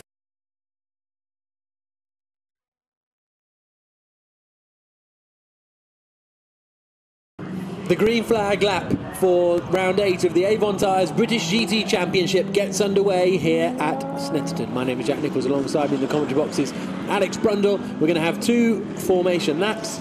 So it's a bit different to the race earlier on. Yeah, absolutely. You tend to get a couple of formation laps when there is a change of condition, and they can certainly say that that is the case. Glorious sunshine early on, but a haze of rain has descended over us here at Snet. And plenty of tyre warming and windscreen wiper waving going on over this first warm-up lap. And look, all of the field are doing exactly what I would do, which is explore the racetrack. Find out where the grip is. They will have watched the race that was before this one to see what worked, what didn't work, try and garner anything they possibly could from that. And now they will explore the racetrack as much as physically possible on these 2 warm-up laps, and that's what these warm-up laps are for, to give these guys an idea of the conditions. Here's a look at the grid then, and it's going to be Alexander Sims starting on pole position, the championship leaders, but they've only got a 19-point advantage over Griffin and Butcher, who are 6th on the grid. Johnny Adam will be starting in 2nd place. It's Osborne and Bell on the 2nd row, then Keane and Butcher on row 3. Ewan Hankey will be starting the McLaren 650S in 7th place, just ahead of Andrew Watson, with John Barnes and Lewis Plato completing the top 10. Then down in 11th place on the grid, Adam Carroll. We're not expecting to see that FF Corsa Ferrari out there, but I'll have a look when they form up. Alex McDowell was knocked out of the lead of the race earlier on, so he will be set to get vengeance. Ratcliffe, hopefully that Ginetta will be there as well. That's retired with a mechanical problem. We'll keep an eye out for that. It'll be David Jones of the 2 Jones brothers starting, and Jody Fannin, after finishing 2nd earlier on, they had problems in the pro qualifying session. We missed it out there, but the pole position in GT4 is Oz Yusuf, the Izzy Racing team, and it'll be Gavin Kershaw who will be starting that car. Alongside them on the front row of that group will be the Tolman Motorsports car of Davenport, with the championship leaders Ross Gunn and Jamie Chadwick starting 4th on the grid in GT4. Gunn will be at the wheel. So, this isn't meant to be disrespect to the cameramen who are out there, but it's not that wet. It's not, and these guys, given the length of this race, much longer than kind of the single-seater or kind of club racing contest we've seen before it, these guys will have half a mind on the potential conditions changing. What if it dries up? What are we going to do? Make a decision. They've obviously got a pit stop to make where tyres can be changed if necessary. They need to be thinking forward, given the fact they've all got the pro drivers in the car now. Do they want to stay out and potentially get it to a situation where they can get slicks on the car? We saw Ross Gunn there, who is our onboard camera merchant here today, who will be demonstrating the race to us. Thank you to him. Yes, so they are coming across the line now to do a 2nd formation lap. The clock has started ticking, but I don't think that will be. I think that will be reset before they get to the start of the race. We've had that a couple of times before, when you'd have 2 formation laps. The computer gets a little bit confused, bless it. So there's our pole sitter in GT4. As far as the GT4 standings are concerned, it is still Ross Gunn and Jamie Chadwick who lead the way, ahead of Oz Yusuf, but there's now just 28 points between the 2 of them at the top of the championship. So it can be wrapped up today, because you need 37.5 points advantage before going to the final race at Donington Park, because that's how many points are available. But I'd be surprised if we saw either of the 2 championships wrapped up today. It'll all go down to the live finale at Donington Park, as it did a couple of years ago, for a very entertaining finale. I think that was 2012 it would have been. the same year that British F3 had its last proper season, and that was finished at Donington Park. Jack Harvey won the title, so I think that was 2012, but anyway, I digress. There is the 77 Lotus car, Gavin Kershaw starting it, and they were unstoppable in GT4 earlier on today, Alex. Absolutely, and that car in wet conditions must be a real treat in comparison to some of the heftier competition. Look for them to push forward through the field, and the man in the pound seat right now, Alex Sims for me.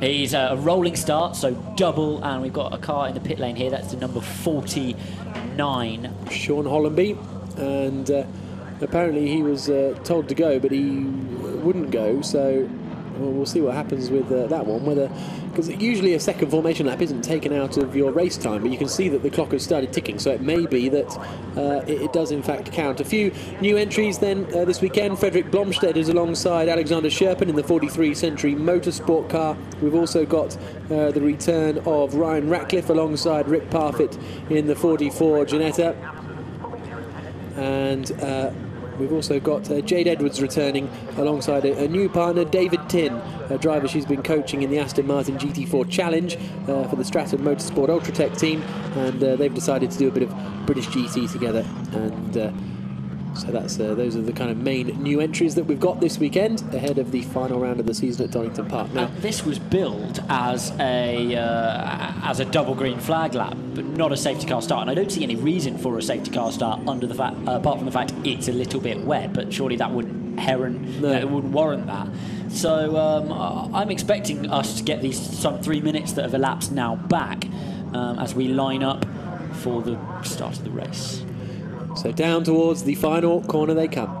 Pole position on the left-hand side is championship leader Alexander Sims. Alongside him on the front row of the grid is Johnny Adam in the Beechstein Aston Martin, Osborne and Bell on row 2. Then it's Phil Keane behind. A couple of the cars running wide coming out of the final corner as they wait for the lights to go out here at Snetterton. Round 8 of the Avon Tyres British GT Championship gets underway now. Who's going to get the best start? Immediately looking to the outside is Rory Butcher on the run down towards turn 1. But it's Alexander Sims who holds the lead just about. A little look up the inside from the other BMW. Are they all going to safely make it through the first corner at Riches? It looks like it for the time being. A little bit of a bump there, but we've got Johnny Adam into the lead of the race, and Sims sends it to the outside. He's on his way to Thetford. He just about gets the car stopped onto the grass, and that's a disastrous beginning to Sims, and he's going to get clouted and spun. The championship leader is hit, and Sims is really going to have his work cut out now. He might have just got away with that without damage, Alex Bundle. Unbelievable. No, he's not. But he's off. He's not. He's lost. It looks like he's lost steering to me. You can't see the left front wheel of that car, and there is puncture, and there's dirt all over the splitter. And it was Rory Butcher, the other championship rival, that was part of that collision. So drama here at the start of the race at Snetterton. It means that Johnny Adam is leading. Joe Osborne's in second place. In third position, I think, is Matt Bell. Fourth is Phil Keane, and fifth is one of the McLarens, just trying to figure out which one it is as they swing into the left-hander, and this is off the circuit.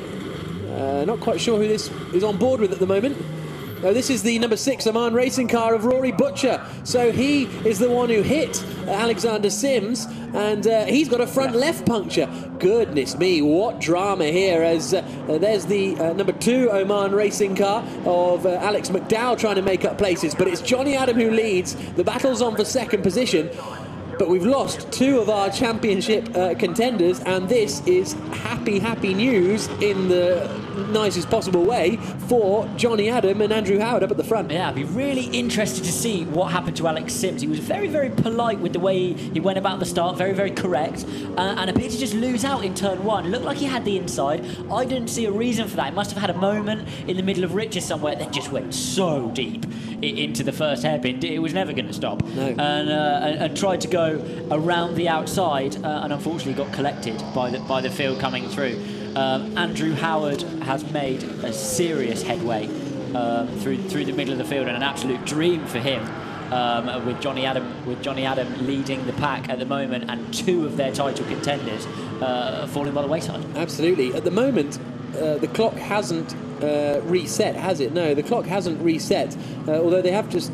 Yeah, they've declared the official start time at 16:31, so that extra formation lap came out of the running order time, despite it not being a safety car start. But anyway, there's a little bit of a mistake there from Ross Gunn, losing out a couple of positions as he runs wide down at the first corner. The championship leaders in GT4 into the pits. Finally comes Alexander Sims to change the tyre, and you could see just as he was rejoining the circuit, everyone was pincering in alongside him, as we now have Phil Keane looking very racy, trying to force his way through past Matt Bell. Bell vigorously defending in that 17 TF Sport Aston Martin. Phil Keane behind in the Demon Tweaks BMW, trying to find a way past. Looks to the outside, and I wonder if that's what Sims was trying to do, go for the outside grip. But absolutely, you know, sometimes you can brake very, very late, later than you would. Well, not necessarily later. Off again, Rory Butcher. Yeah. He still hasn't got back to the pits. You can see that front left. It might be in quite a lot of trouble, actually. It's not moving at all. OK, he's on the grass. I don't know where he is. I think that's the S's, isn't it? To be honest, they're not going to fix that. I think he'd do well to park it. Goodness me. Given the fact how much of the circuit, and a very fast circuit too, he now has to get round. I think he's at Coram. So he's about to make it back to the pits, but wow, goodness me, what a dramatic start here in round 8 of the Avon Tyres British GT Championship. Let's hope he keeps off the circuit, because he's somewhere off to the left here. Here comes Johnny Adam. You'll probably spot, there he is, Butcher on the inside of Coram. So Adam it is who leads. Oh, and problems as well for the number 10 McLaren, started by Andrew Watson. So that Von Ryan car is in strife too. Ewan Hankey in the other Von Ryan McLaren's up into 5th. That car was excluded from the first race because of the driving of Sally Yollock, which was driving in a manner incompatible with safety, was the decision from the stewards. There is the 12 car that's now in the hands of Ewan Hankey. Up behind him is Ryan Ratcliffe. There's Lewis Plato in the Mercedes. Then behind him is Jody Fannin, then Alex McDowell, and there is Andrew Howard, who can't help but have a little grin. Absolutely, though. They lead at the moment by some 1.8 seconds at this stage of the race from Joe Osborne in that 888 BMW. And it's so much easier when you're out front and not trying to tussle in the pack. You have to break trail, but after you've got those first 3 tours out of the way, you know what's what with the racetrack. You know where the grip is, where the grip isn't. It's then so much easier than tussling in the mid-pack. Yeah, absolutely. So into the pits now has come Rory Butcher, as Joe Osborne is now having to fight with Phil Keane. So Keane past Bell, and now up to Joe Osborne in second place. Really good run this from Phil Keane, and look, they're having to look at damage for the Oman team as they duke it out for second place. Phil Keane desperate to try and find a way past that 888 BMW of Joe Osborne. Good drive so far from Osborne to get up into second place, starting third on the grid as they now head down the Bentley Straight. The BMW covers the inside line, and little think of selling a dummy there from Keane, but decides against it. So we'll see what happens with that number 6 Aston Martin, whether there was more damage than it seemed. Absolutely, and Keane desperate to get by because he knows he's being held up and being backed into Bell in that 17 Aston Martin. Aston's have been so strong this weekend, strong in the dry and strong out front with Johnny Adam in wet conditions. Bell looking very quick as well behind these two BMWs, and it's a case of move it or lose it now for Phil Keane in that 63 Z4, past Osborne or back behind Bell. Yep, as they come across the start-finish line then, it's Johnny Adam leading the way out of the pits now. After that problem goes Andrew Watson. Adam leads 3 seconds ahead of Osborne, who's only 0.3 of a second clear of Phil Keane. Into the right-hander they come at Riches with less than 50 minutes to go, and there's a little dart to the inside, actually a cover to the inside I should say, from the 888 BMW.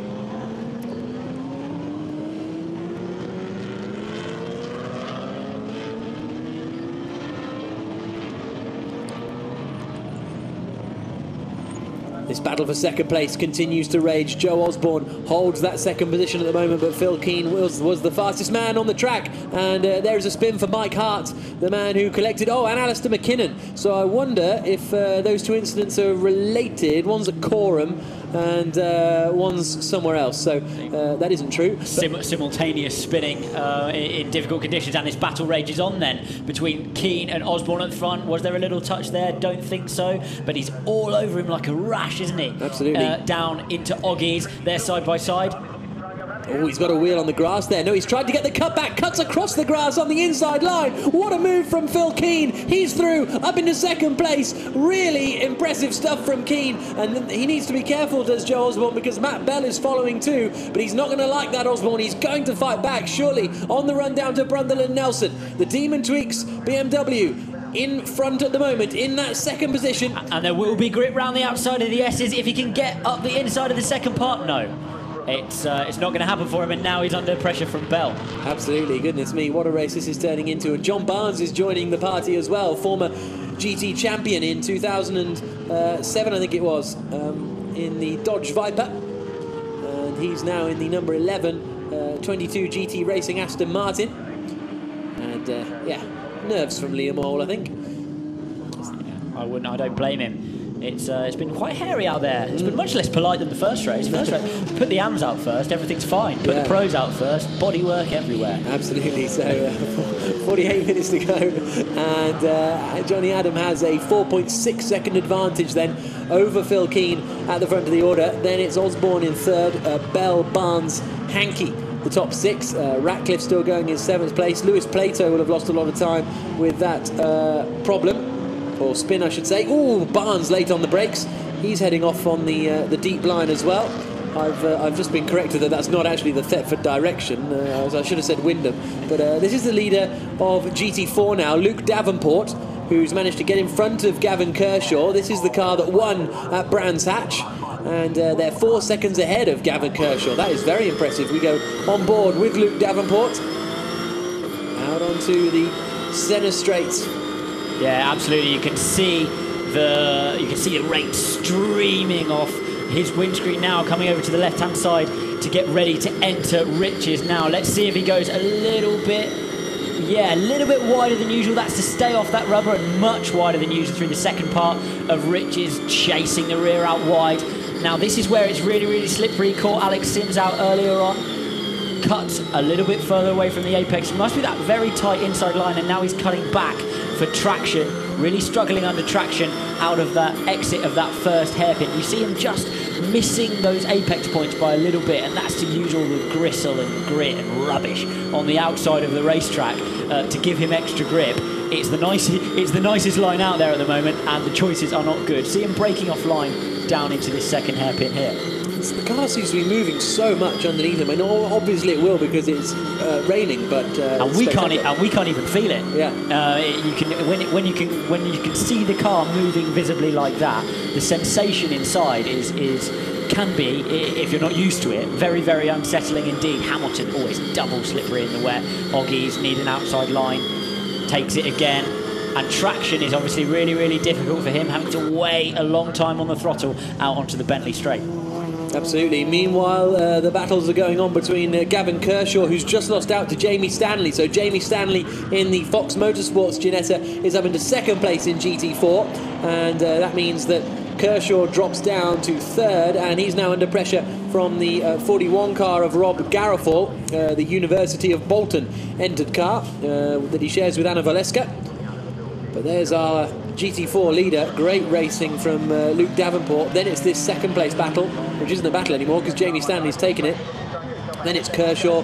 Then it's Garofal. Class leader Ross Gunn is in fifth place at the moment and lapping reasonably well.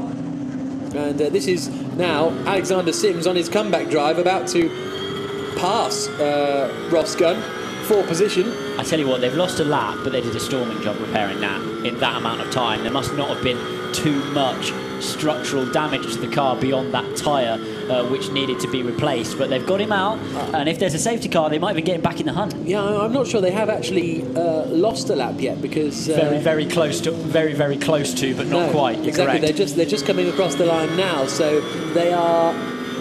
Wait for it. 1 minute 21 seconds behind Johnny Adams, so they've lost a lot of time. But if there is a safety car, they're right back in it. As in comes Jade Edwards in towards the first corner, and then you've got Giddings coming through. And meanwhile, the battle for third place is continuing. Johnny Adam leading the way, 4.7 seconds clear of Phil Keane.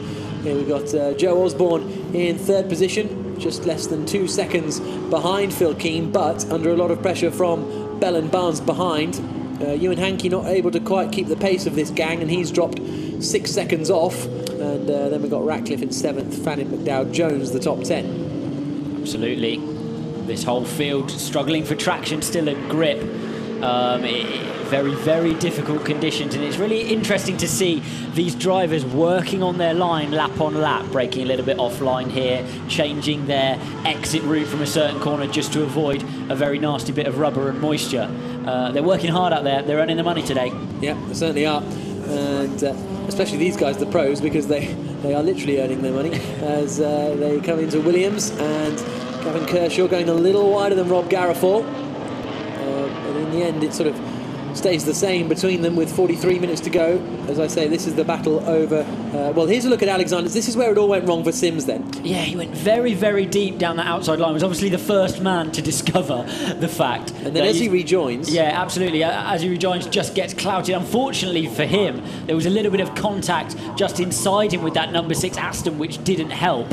But he did kind of scream back into what is the racing line. I'm not really sure what else he could have done other than just waited for the entire pack to go through. Yeah, because you're on the grass as well. In these conditions, on the grass, you can't... Oh, this is the look at it on board with the 6. Of course. Oh, we're going to lose that, unfortunately. But it's claustrophobic down there anyway. The new part of the racetrack feels narrower than this section does, than the old section does. And there wasn't really much space down there anyway. Unfortunately, there was a little bit of contact inside him, which he was kind of collateral damage to. But I was always taught to avoid the original incident. Yeah, and then you never have to worry about coming back on. Yeah, absolutely. So I think we've got Rory Butcher back out on the track, haven't we? By the looks of things, I think Butcher is still going. As we again look at this battle with Gavin Kershaw trying to hold on in front of Rob Garofal, who it's very interesting because this is the first race. I'm pretty sure this is the first race we've had live on Motors TV where the pro has started the car. Oh, there's an ambitious move from Garofal up the inside into Palmer's. Although he can do that though because he knows the man in front is going to take the outside line. Well, he thinks he knows. You never know. You never can predict. But that's why he appeared to have that overlap on the inside. It's worth just trying to unsettle him maybe a little bit, especially in these conditions.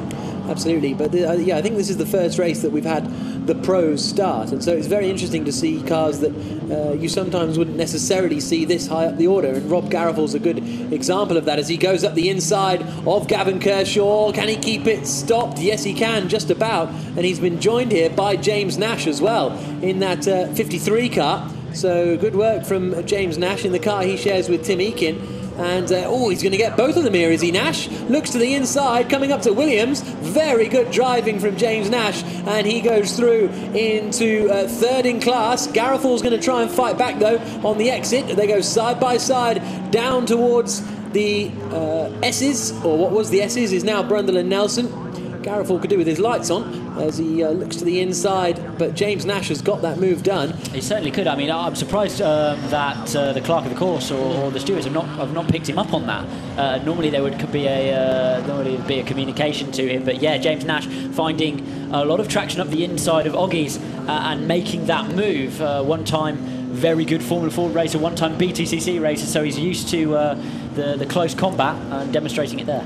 Yep, raced in the World Touring Cars as well, and now lurks around in Blancpain in the Endurance Series with the WRT Audi team, and goes in a little bit deep into that final corner. But it's people like Nash and Garofal we're not used to seeing at the front of the order, because when the AMs start the car, they're not necessarily quite as strong. And look at this, it looks as though the move has been made here by Matt Bell. He's through past Osborne, as is John Barnes. So Joe Osborne losing 2 positions in the space of a couple of moments there by the looks of things, and Andrew Howard can't stop laughing. And it is raining harder out there now. You can really see a lot more spray from these guys. Visibility is starting to become a little bit of an issue, which was perhaps why they pressed the issue a little bit with Osborne to make it pass, but he's not really looked that comfortable in that car all the way since Keane was pressurising him at the start of this race. He's not looked at home in the Z4. No, absolutely. They've just made their way past Jade Edwards on the run down towards turn 1. Alexander Sims, though, has just done the fastest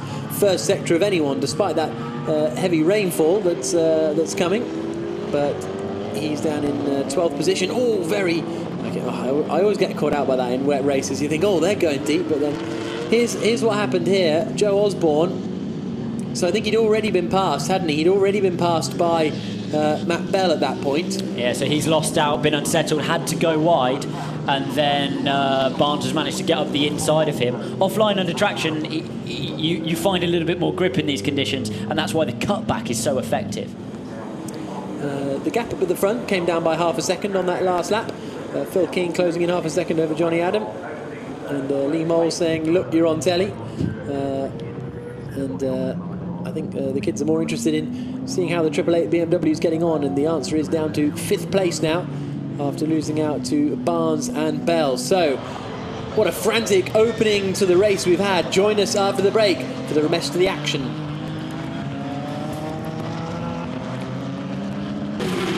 On track, on road, on Avons.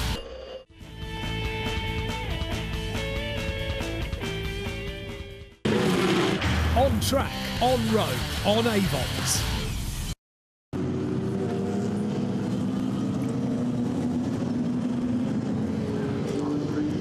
Welcome back to Snetterton, where we have got an enthralling Avon Tyres British GT Championship race unfolding. It's Johnny Adam who is leading the race after a second corner chaos, really, which saw Alexander Sims come together with Rory Butcher, the two top-placed cars in the championship colliding, and that really has opened the door for Johnny Adam and the Beach Team Aston Martin team to try and close in. But the pit stop window has just opened, and these pros will be getting out to hand over to their amateur teammates.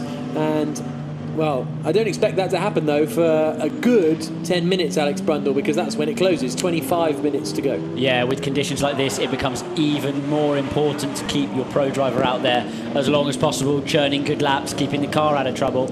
And then when the amateur guys get in, they will be absolutely versed to, you know, keep it out of trouble. Keep it calm. We can do a good race here. We just need... we just need to drive through the middle of all of the carnage, and because it's a really, really tough conditions out there with the traffic, with the visibility, and with the track surface. Very, very slippery. We've got a battle here at the front of the field. Who is this? Number 17, Bell and Barnes, still duking away over that final rostrum spot, but it's all going to upset after we come into the pits to change drivers. And it's getting busy in GT4 as well, because this is on board with Ross Gunn.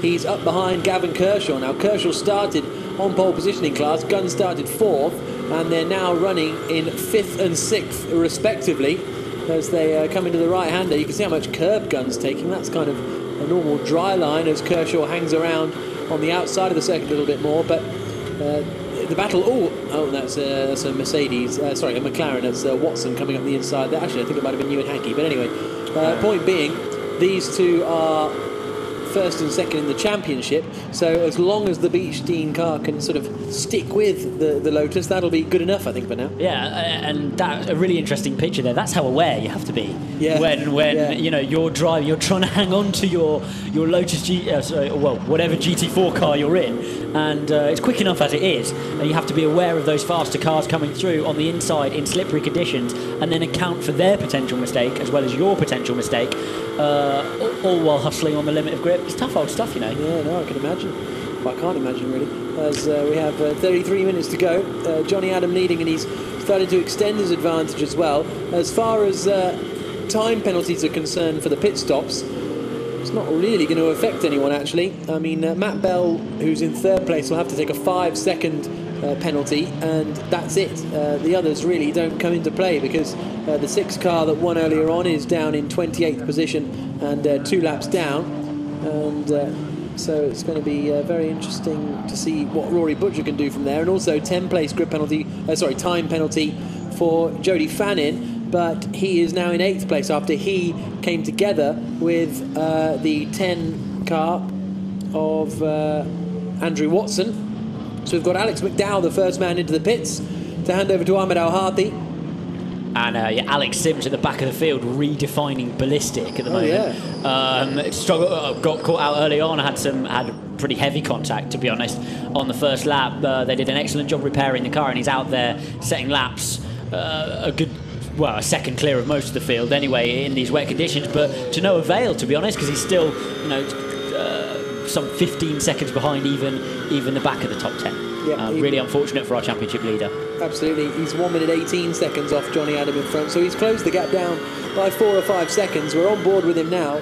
Alexander Sims on the brakes into the hairpin. And he's learned plenty from the first lap, deciding to brake offline, cutting right back there, and that's what I'm talking about, using that the area of the track you usually get laughed at track day for using, all the way around the outside white line of Palmer, and watch the car shimmy on the exit, and then down into Agostini, braking offline again, using the camber of the road and the road service to help him to find the maximum possible grip. But there's our race leader, Johnny Adam, across the line for the Beechstein Aston Martin team. Headlights ablaze as he comes down into Riches, and he is absolutely controlling this race at the moment, but he'll be swapping out soon.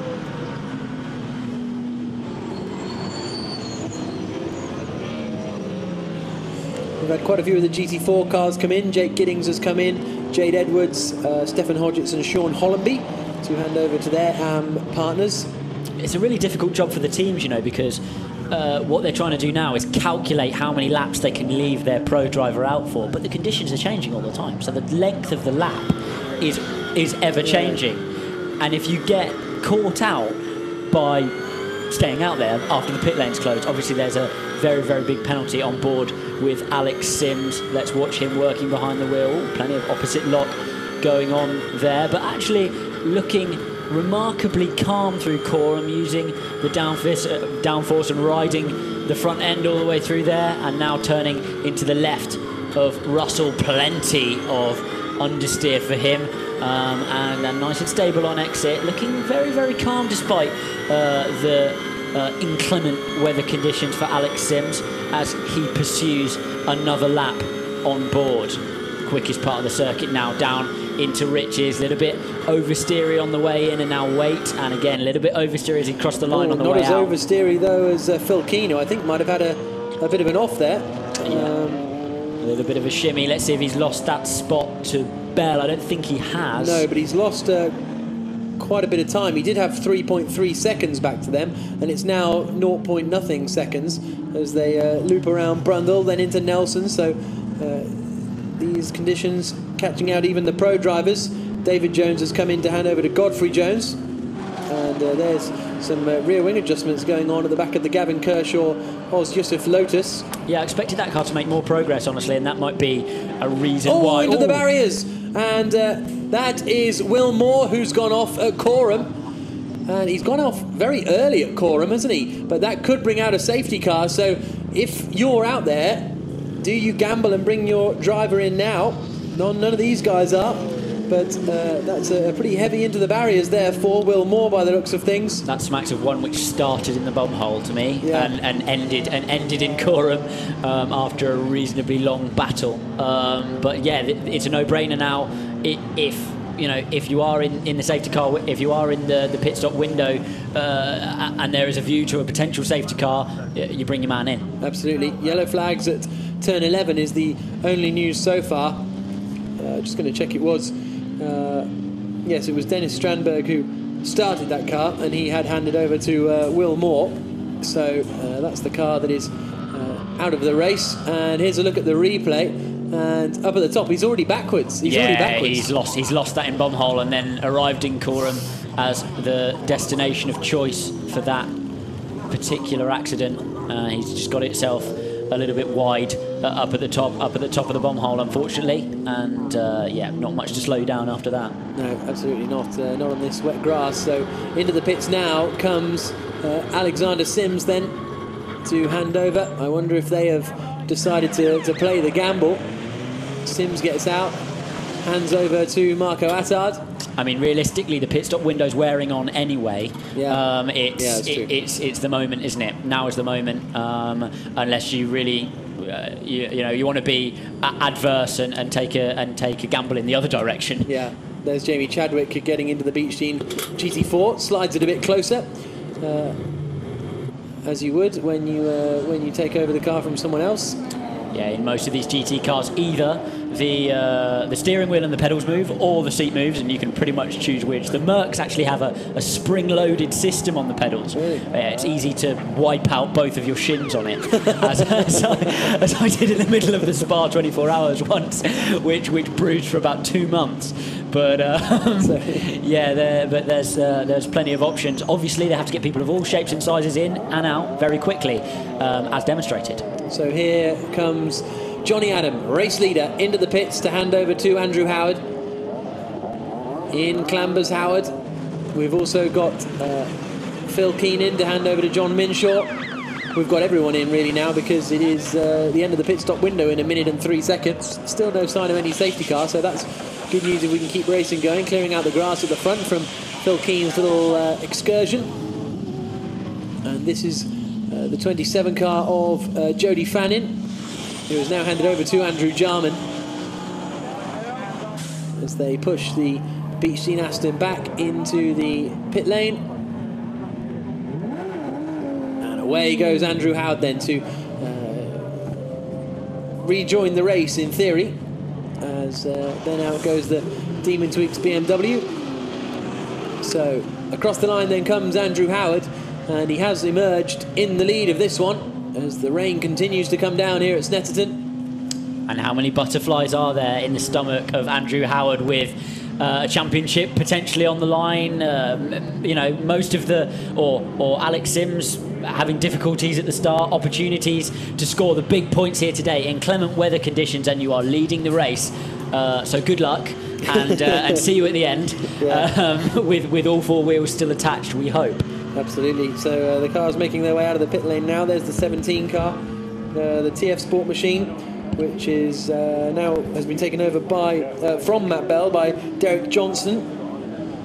A drive through for Oz Yusuf and Gavin Kershaw for speeding in the pit lane. So that's real frustration for them, no doubt, because they are there or thereabouts in terms of the championship fight as we go on board now with Marco Attard at the wheel. Yeah, Marco Attard. You can see how much water there is on the road out there now, and this is where your visibility starts to be affected. He's actually chosen potentially a slightly different line there. Maybe that's his line anyway, but he's chosen a slightly different line there to keep out of the spray. It is worse. Our camera is higher than the driver, so it is worse than that in car. Plus, the driver sits a little bit back from the windscreen. This one will be for position, with Attard attacking Alistair McKinnon into Riches. Ooh, and that's gone very, very deep. A little bit of a half move perhaps, thinks better of it. Good decision. Still an option to go up the inside, well, not anymore, there's not, into the Montreal hairpin, and he's dropped back off him a little bit, but there will be other chances. Now this is important because at the moment Sims and Attard are going to score 0 points. They're in 11th place, points go down to 10th place, just like Formula 1, 25 points for the win, etc. If things stay how they are, Marco Attard and Alexander Sims will lead the championship by 1 point over Andrew Howard and Johnny Adam going into the final race of the season. But this is what Andrew Howard was saying on the grid.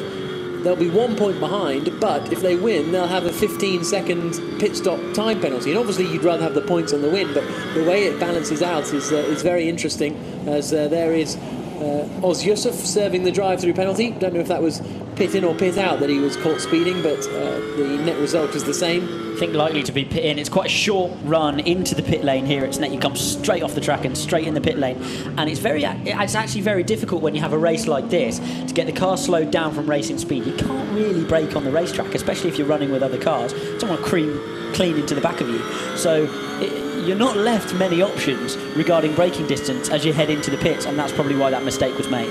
Yeah, absolutely. So we're on board with Marco Attard as he heads up the Bentley Straight. It's Andrew Howard who leads the way for the Beach Scene Aston Martin team. The BMWs are back up into second and third. So Minshaw in second, but not for long. If Lee Mole continues like that, he's gone off the circuit. I think that's down at the Montreal hairpin, and he's going to lose out here. Through goes Derek Johnston. So Mole slips from third down to fifth. as Johnston goes around the outside of him. We've got one car stopped on circuit. I fear it might be Richard Taffender in the 53 Evora that we saw James Nash competing in so strongly. But a mistake out there for the 888 BMW, and they drop back to 5th position. So Mark Farmer has gone through into 3rd. Derek Johnston there in that 17 TF Sport Aston into 4th. And the 888 car of Lee Moll down to 5th. Still some way clear of Rick Parfitt and Sally Yollock and the like. Yollock currently lapping about 8 seconds or so off the pace of the rest of the field around him. But we are, to put it in some perspective, these lap times are, 15 seconds slower than they were at the start of the race in wet conditions. So the pace has really dropped off because of the weather that keeps coming down. Yeah, absolutely. Aquaplaning starting to be a problem. Not from the floor like a single seater. You see single seater cars floating into corners because the floor is in contact with the water on the racetrack. But these cars, the tread of the tyre will get full of water, and they're aquaplaning in exactly the same way a road car would, and that could be a problem even for a car as heavy as a GT3 or a GT4 in these conditions. 20 minutes to go. Here at Snetterton, it's Andrew Howard leading the way. Now, that last lap, he was 4 seconds quicker than this following gaggle, so we'll keep an eye out onto whether... Actually, Minshaw was slightly quicker last time around. John Minshaw, second place in the 63 Demon Tweaks BMW, and he was about a second quicker that last time through, so... but he's 13 seconds behind Howard, so this is looking very, very good for the Beechstein Aston Martin team. He just knows he's got to keep it on the island, keep it out the ditches, and it'll all be back end going there for the 888 BM under braking. We've seen a lot of that today, haven't we? People having issues on the way into Riches. I don't know what it is there. Maybe there's some standing water or something like that. We've seen a lot of people have moments before they've even arrived at Riches. It's nice to get to the corner before you have a crash, if at all possible. Something parked over by the fence there. Did we spot that? Yeah, that was the James Nash car that was started. He handed over to Taffender. This is our GT4 leader. It's still the 56 Tolman Motorsport car. David Patterson at the wheel, the duo that won the race at Brands Hatch, but Fulvio Mussi is behind Patterson, lapping about 4 seconds a lap quicker, and the gap between them is just 3.2 seconds.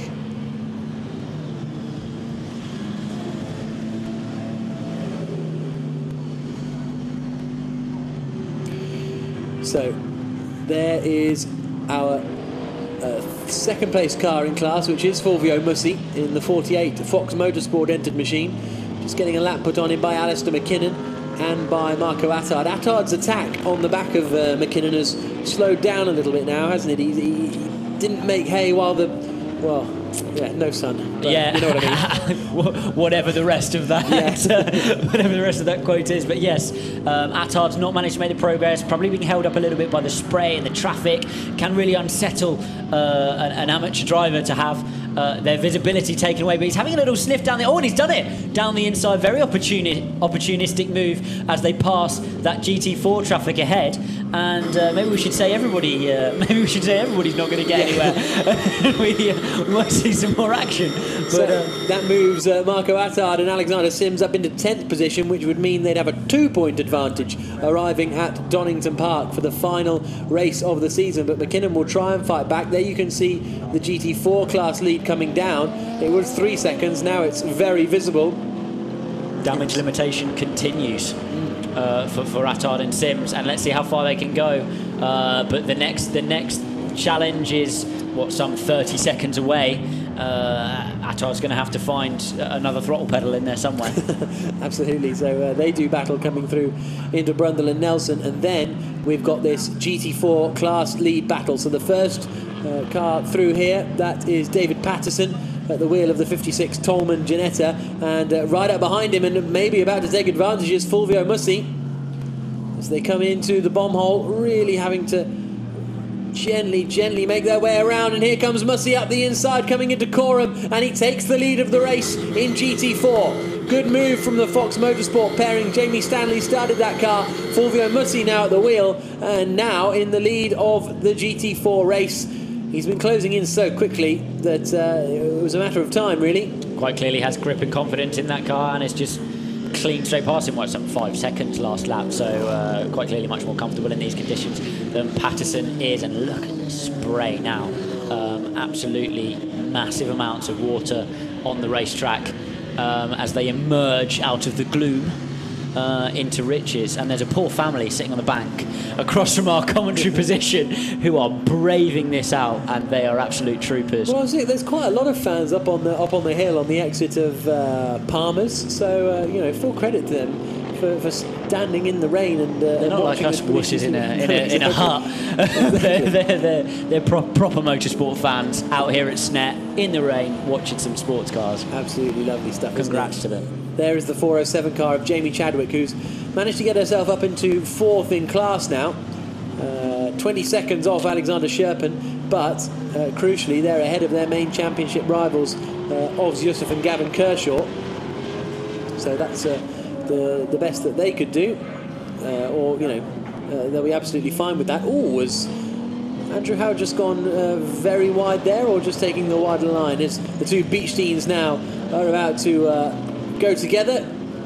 That's one for the family album. He was not short of confidence going up the inside of his teammate, was he, at all? Very, very deep into that first hairpin. Every time someone goes spearing in there, I forget the track's so wide down there, and you often feel like they're going off. But he's driving well. Very, very solid performance. That's all he needs to do. He's got a little bit of a gap now to Minshaw behind. And no worries for him so far. He just needs to keep this up for the final 15 minutes of this motor race, and he'll go into Donington very much in contention. But Minshaw has been quicker than Howard so far in this race, and now, well, that last lap he was 3 seconds quicker, was John Minshaw. Now that may have just been due to traffic or perhaps a mistake from Howard, but there's only 9 seconds between them. When they took over, it was 13 seconds, so it's only come down 4 seconds in 15 minutes, which means that in theory there's not enough time left for Minshaw to catch Andrew Howard, but I'm pretty sure Minshaw will give it his best shot. And vehemently disagree with you and think that I'm definitely going to catch Andrew Howard and definitely going to win this race. Exactly, and there he is there, John Minshaw, turning into the left-hander in the Barwell Run Demon Tweaks BMW Z4. And hopefully we won't have anything too cheeky from Jamie Chadwick as Minshaw tries to close in and put a lap on her before closing in on her teammate, but I'd be very surprised if we saw anything like that of it. Slidey there coming through the right-hander. That's Derek Johnson, who has just gone past Anna Valeska, yes, in the University of Bolton car. So and that also means he's catching up Jamie Chadwick in the 407 car. So this is a good little charge, this, from Graham Johnson in the PMW Expo by Optimum car. And you've got to be impressed with the driving here. I mean, Norfolk, not renowned for its lakes, but this is absolutely torrid. It's renowned for its boards, isn't it? You would know. Actually, so should I, probably. Yeah, exactly. But absolutely stunning driving by these guys. As I think with that Janetta, just as we've said that, and Graham Johnson, who was driving so well, he was winning all the plaudits from Alex Brundle. Oh, keep it up, Brundle! Ruin someone else's race. but he's spun, unfortunately, on the exit of Riches, and that's such a shame. He was really closing in. Just as we cut away, I thought, well, he looks a bit loose. But yes, I agree. He just touched that green paint on the outside of Riches, which was well, did he? Or I think it was just a pure amount of water on the circuit. And I think potentially the GT3 up the inside can't have helped much. No, absolutely not. But yeah, unfortunately, I have blighted his race with my commentator's curse. Absolutely. So 12, less than 13 minutes to go. Oh, and there is the former leader of the GT4 class, Patterson, who's facing the wrong way. David Patterson, is that Hamilton's? No. Just trying to figure that out.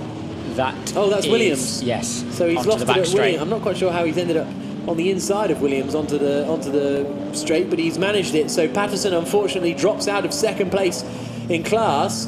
All of that means that I think Jamie Chadwick and Ross Gunn might be up into third position in class overall. It means that Andrew Howard is still leading, and has managed to control. Oof, big moment there for Howard. The rain's really coming down now, isn't it? He's managed to control the rate at which he was losing pace. And there you can see Johnny Adam looking nervy. Now, if I and a spin there as well for the 54 car.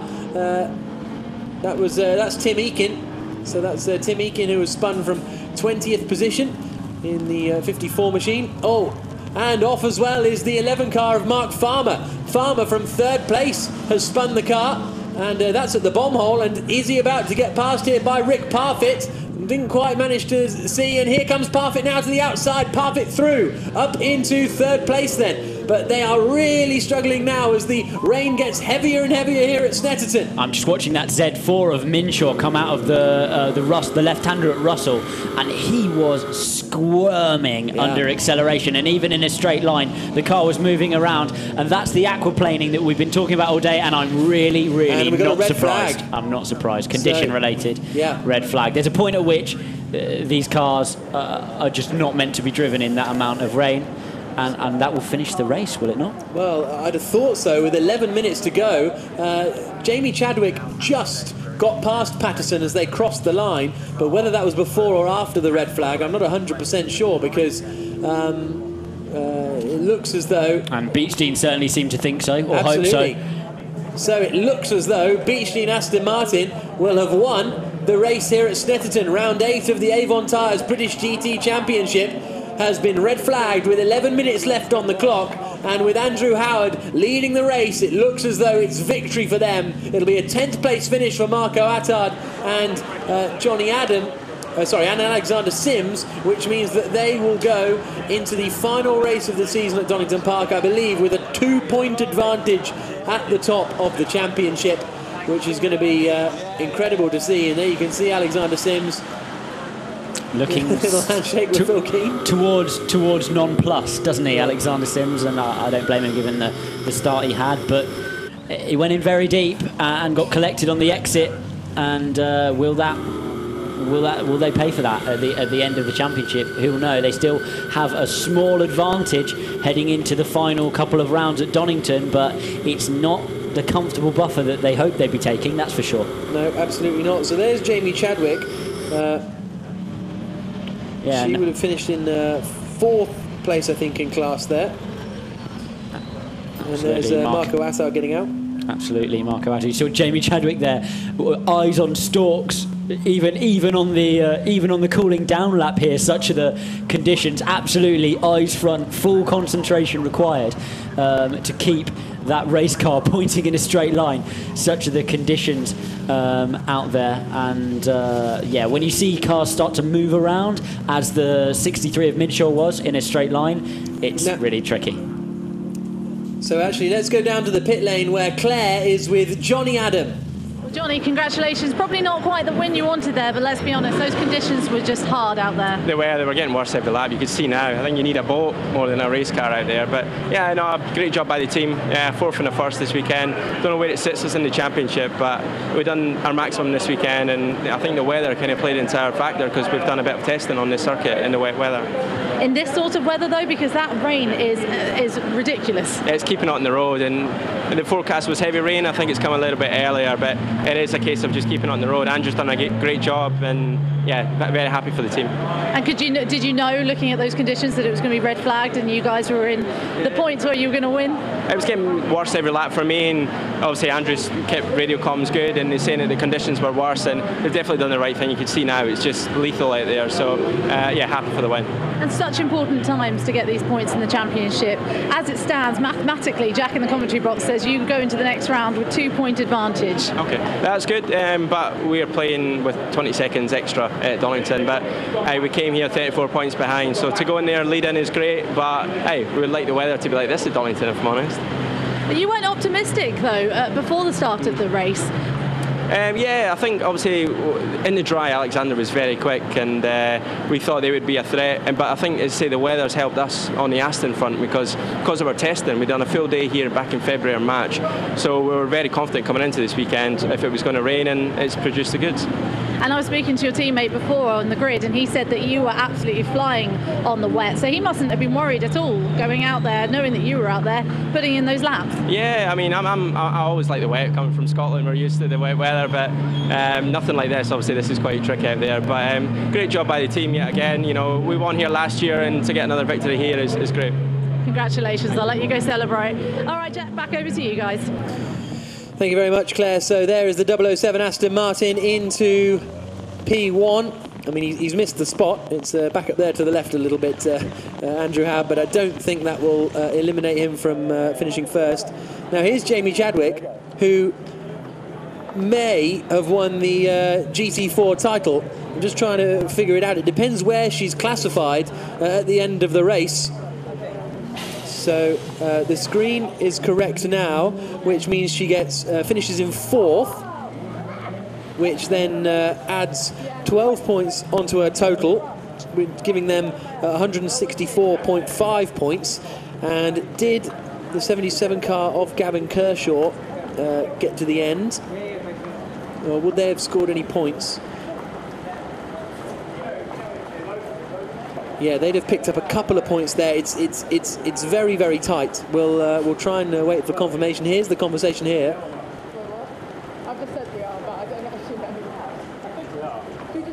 So Beechdean saying we think we're the champions, but we're not quite sure yet.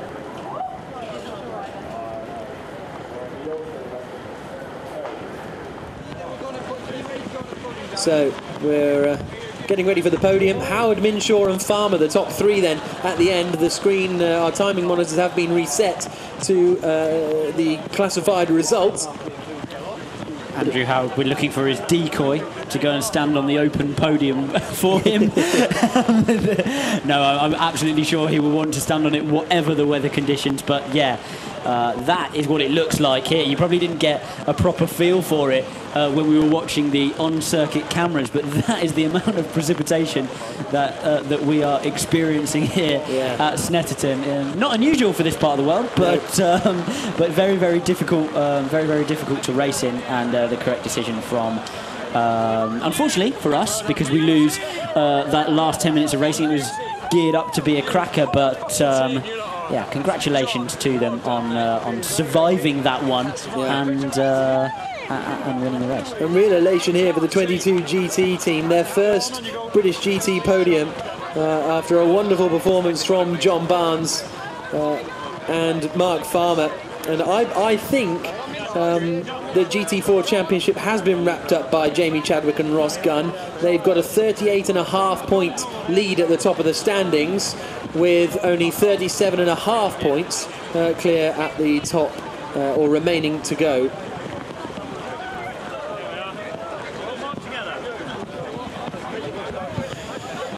So the rain is pretty horrific here at Snetterton, and here's a look at the results after the race was red flagged with about 11 minutes on the clock. Johnny Adam and Andrew Howard take victory, about 10 seconds clear of John Minshaw and Phil Keane. Mark Farmer and John Barnes finishing in 3rd place. Parford and Ratcliffe took 3rd position on the final lap, but because the red flag came out, it was counted back a lap and they finish in 4th. Mole and Osborne 5th, and only 1 point for Attard and Sims down in that 10th position behind Jarman and Fannin. Then we've got our GT4 winner there in 14th place, Fulvio Mussi and Jamie Stanley winning for Fox Motorsports. Sherman and Blomstead 2nd, 3rd for Patterson and Davenport, but that 4th place for Ross Gunn and Jamie Chadwick, I believe enough to wrap up the GT4 title for them. Eakin and Wall completing the top 20. Further down, you got Griffin and Butcher, who were involved in that start line incident. Webster and Hart down there as well. David Tin finishes his 2nd British GT race in 24th place alongside Jade Edwards. Coombs and Hollenby, Taffender and Nash retired. Moore and Strandberg ran into troubles, as did the rest of the field, really. Giddings and Griffin and Williams and Hodgetts not completing the race. Well, some hardy fans out there, I'd suggest they start to go home now, because, well, unless they want to watch the Northern Sports and Saloon Car Championship that's coming up after we've gone off air. And why wouldn't they? No, absolutely. Well, why? Well, if they even run in these conditions, I mean, this is horrible, isn't it? So, real difficult stuff here at Snetterton. The right decision made for the red flag.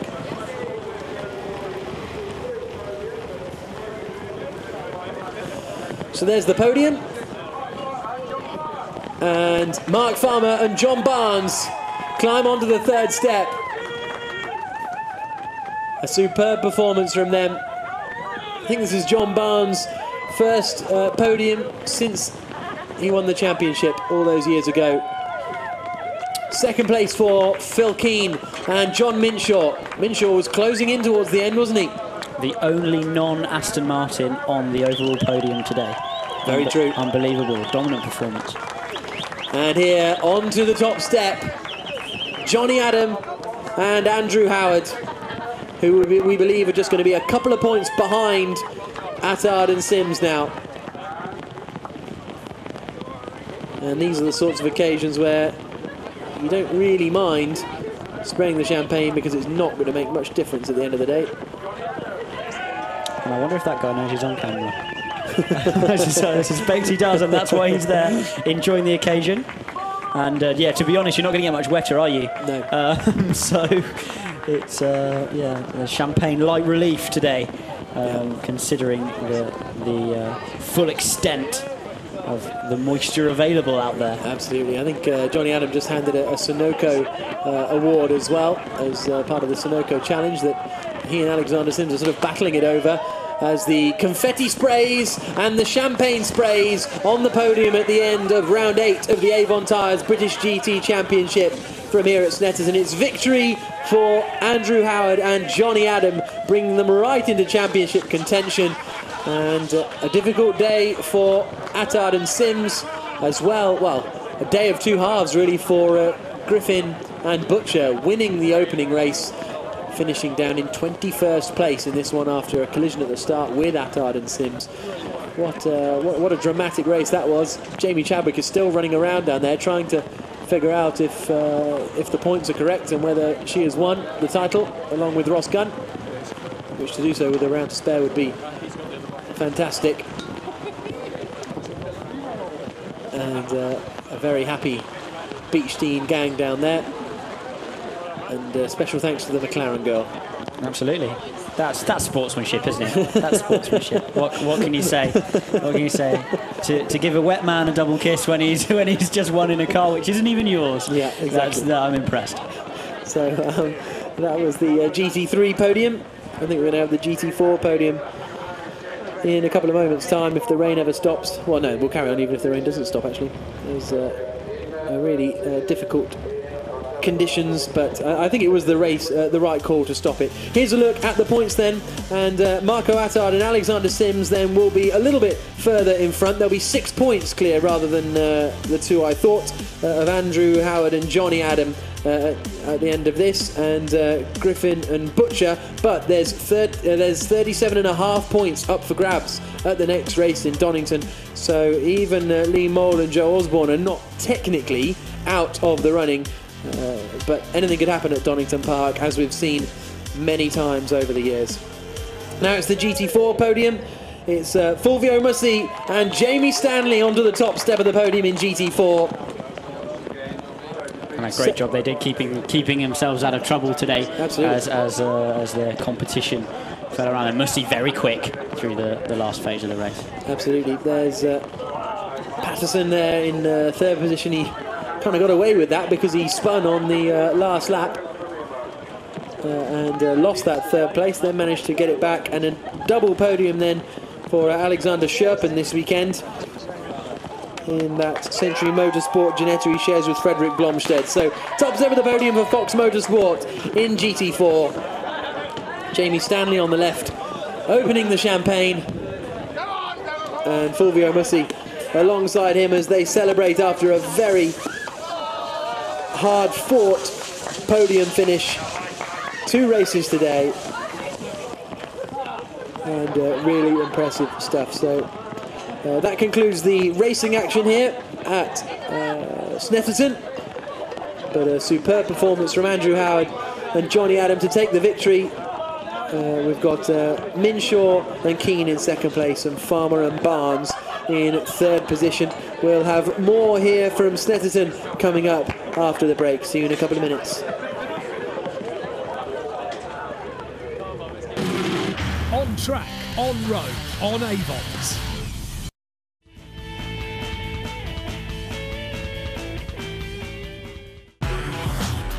Jari-Matti Latvala used home advantage to get the better of Sebastian Ogier at Rally Finland. Runaway championship leader Ogier aims to restore normal service and close in on defending his title at Rally Germany. Motors TV has daily highlights of the WRC event every evening at 10:30 from Friday, August the 21st through to Sunday, August the 23rd on the high-speed television channel.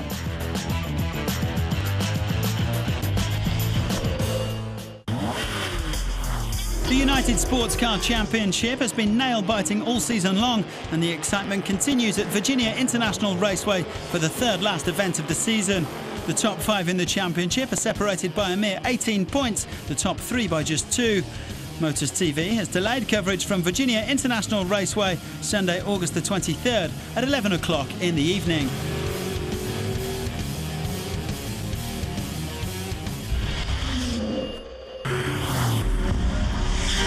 Have you got the stamina for twice around-the-clock action?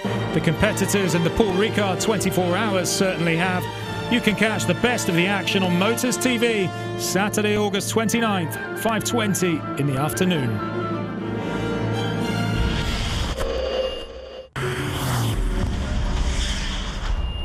Top-class racing from Britain on Motors TV, the BRDC Formula 4 Snetterton highlights, and then the British GT Round 7. Snetterton is the place to be for the best of Saturday, August 29th, 6:15 in the evening. Reigning champion Antonio Cairoli's injuries have left the way clear for Frenchman Romain Febvre to push on for the MXGP title. While over in MX2, Jeffrey Hurling's injuries means it's wide open heading to round 15 in Italy. Delayed coverage of Moto 1 and Moto 2 Sunday, August the 23rd at 7 in the evening on the high-speed television channel Motors TV.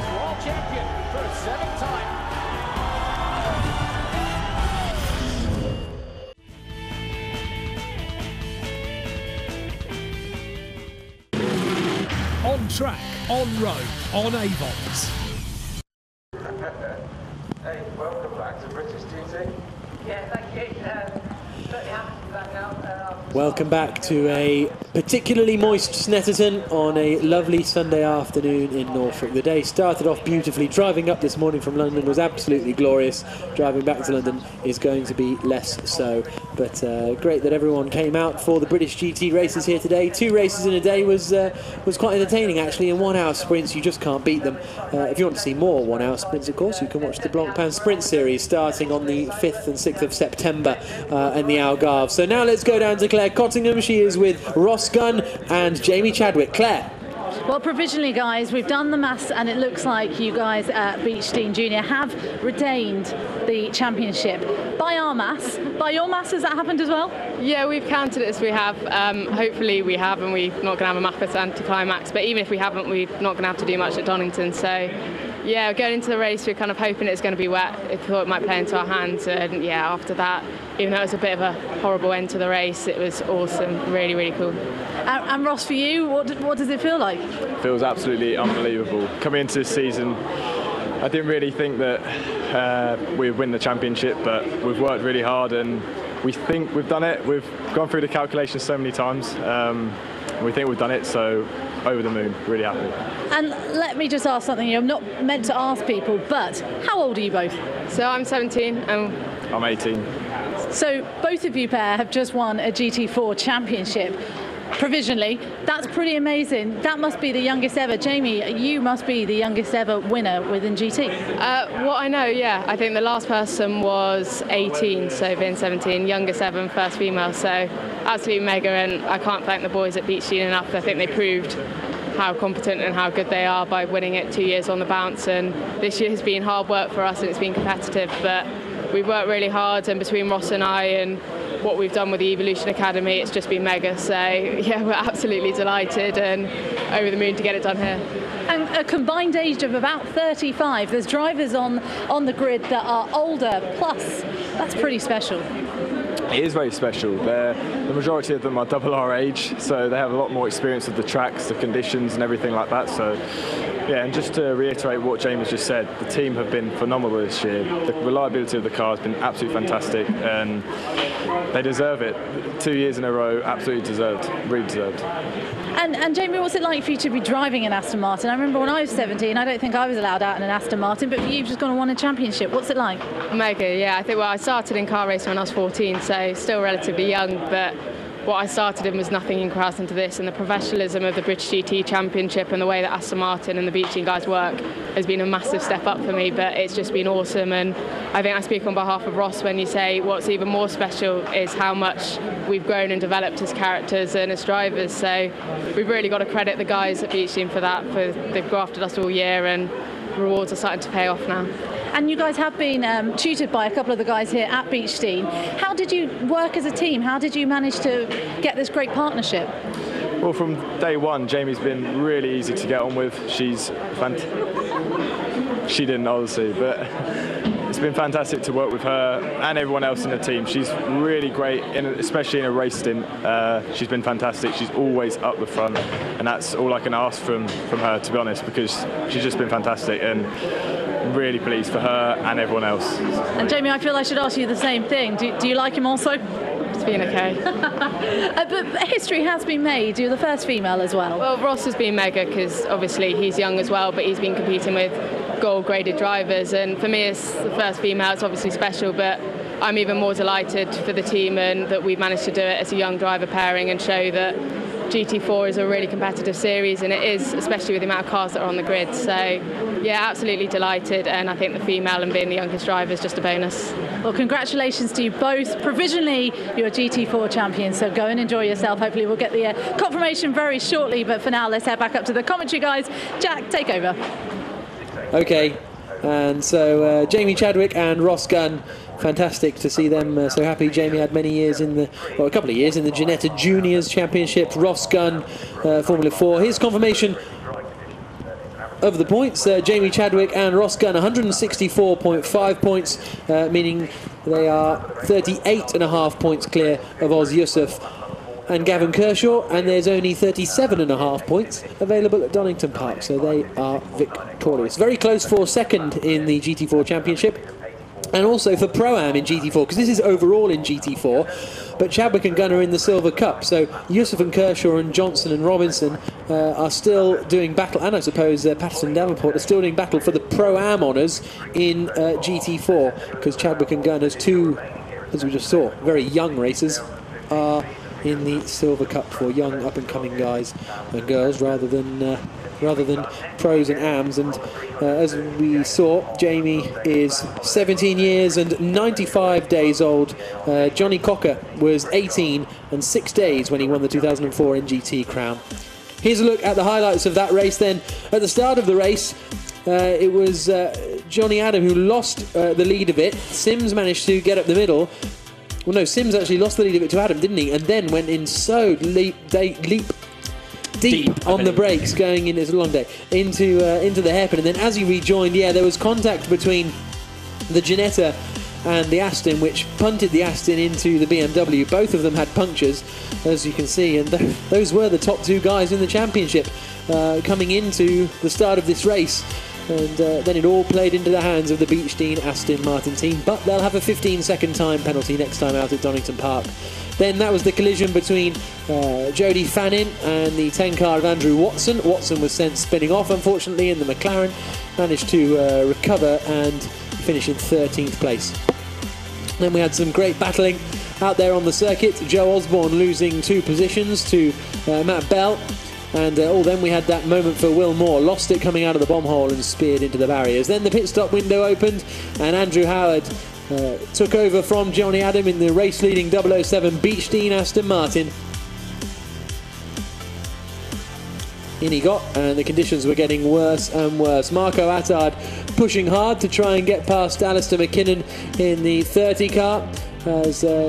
But in GT4 it was so that was him going. That was very deep actually from Andrew Howard. Couldn't tell if it was the wide line being taken, or just a little bit of an out-braking manoeuvre. Then we had this spin, and that was a shame for Johnson, because that ultimately saw him finish 5th in the standings. Then Mark Farmer managed to lose it, but despite that, they still finished 3rd in the race, because just after that spin, the red flag was shown and the race was brought to a halt. Same can be said of Jamie Chadwick. She got through into 3rd place just as the red flags came on. But it was victory for Andrew Howard and Johnny Adam.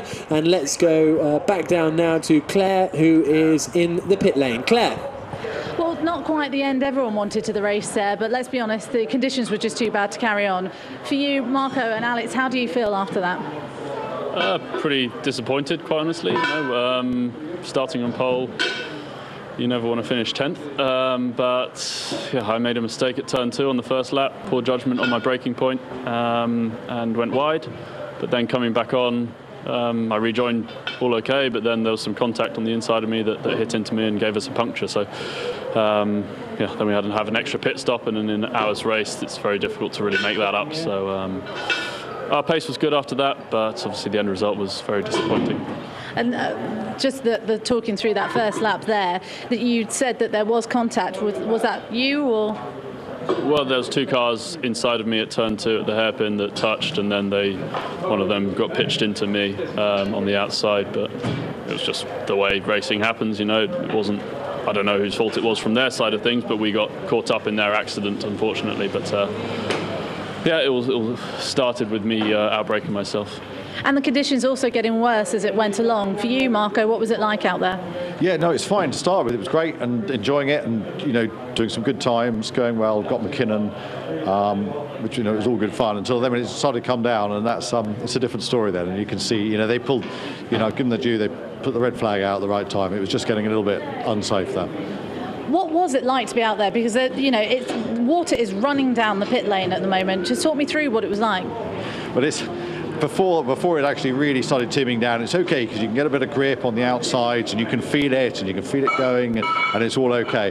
But when it starts pouring down the way it has been, you're just aquaplaning all the time. You have no control over the car, front, back, going into corners, going out of corners, anything, brakes, it just all goes. Okay. Well, if you just have a quick look at the DB just there, they're going to talk you through a lap of what's going on. Can you just talk us exactly what you're doing here? There you go. Oh, right.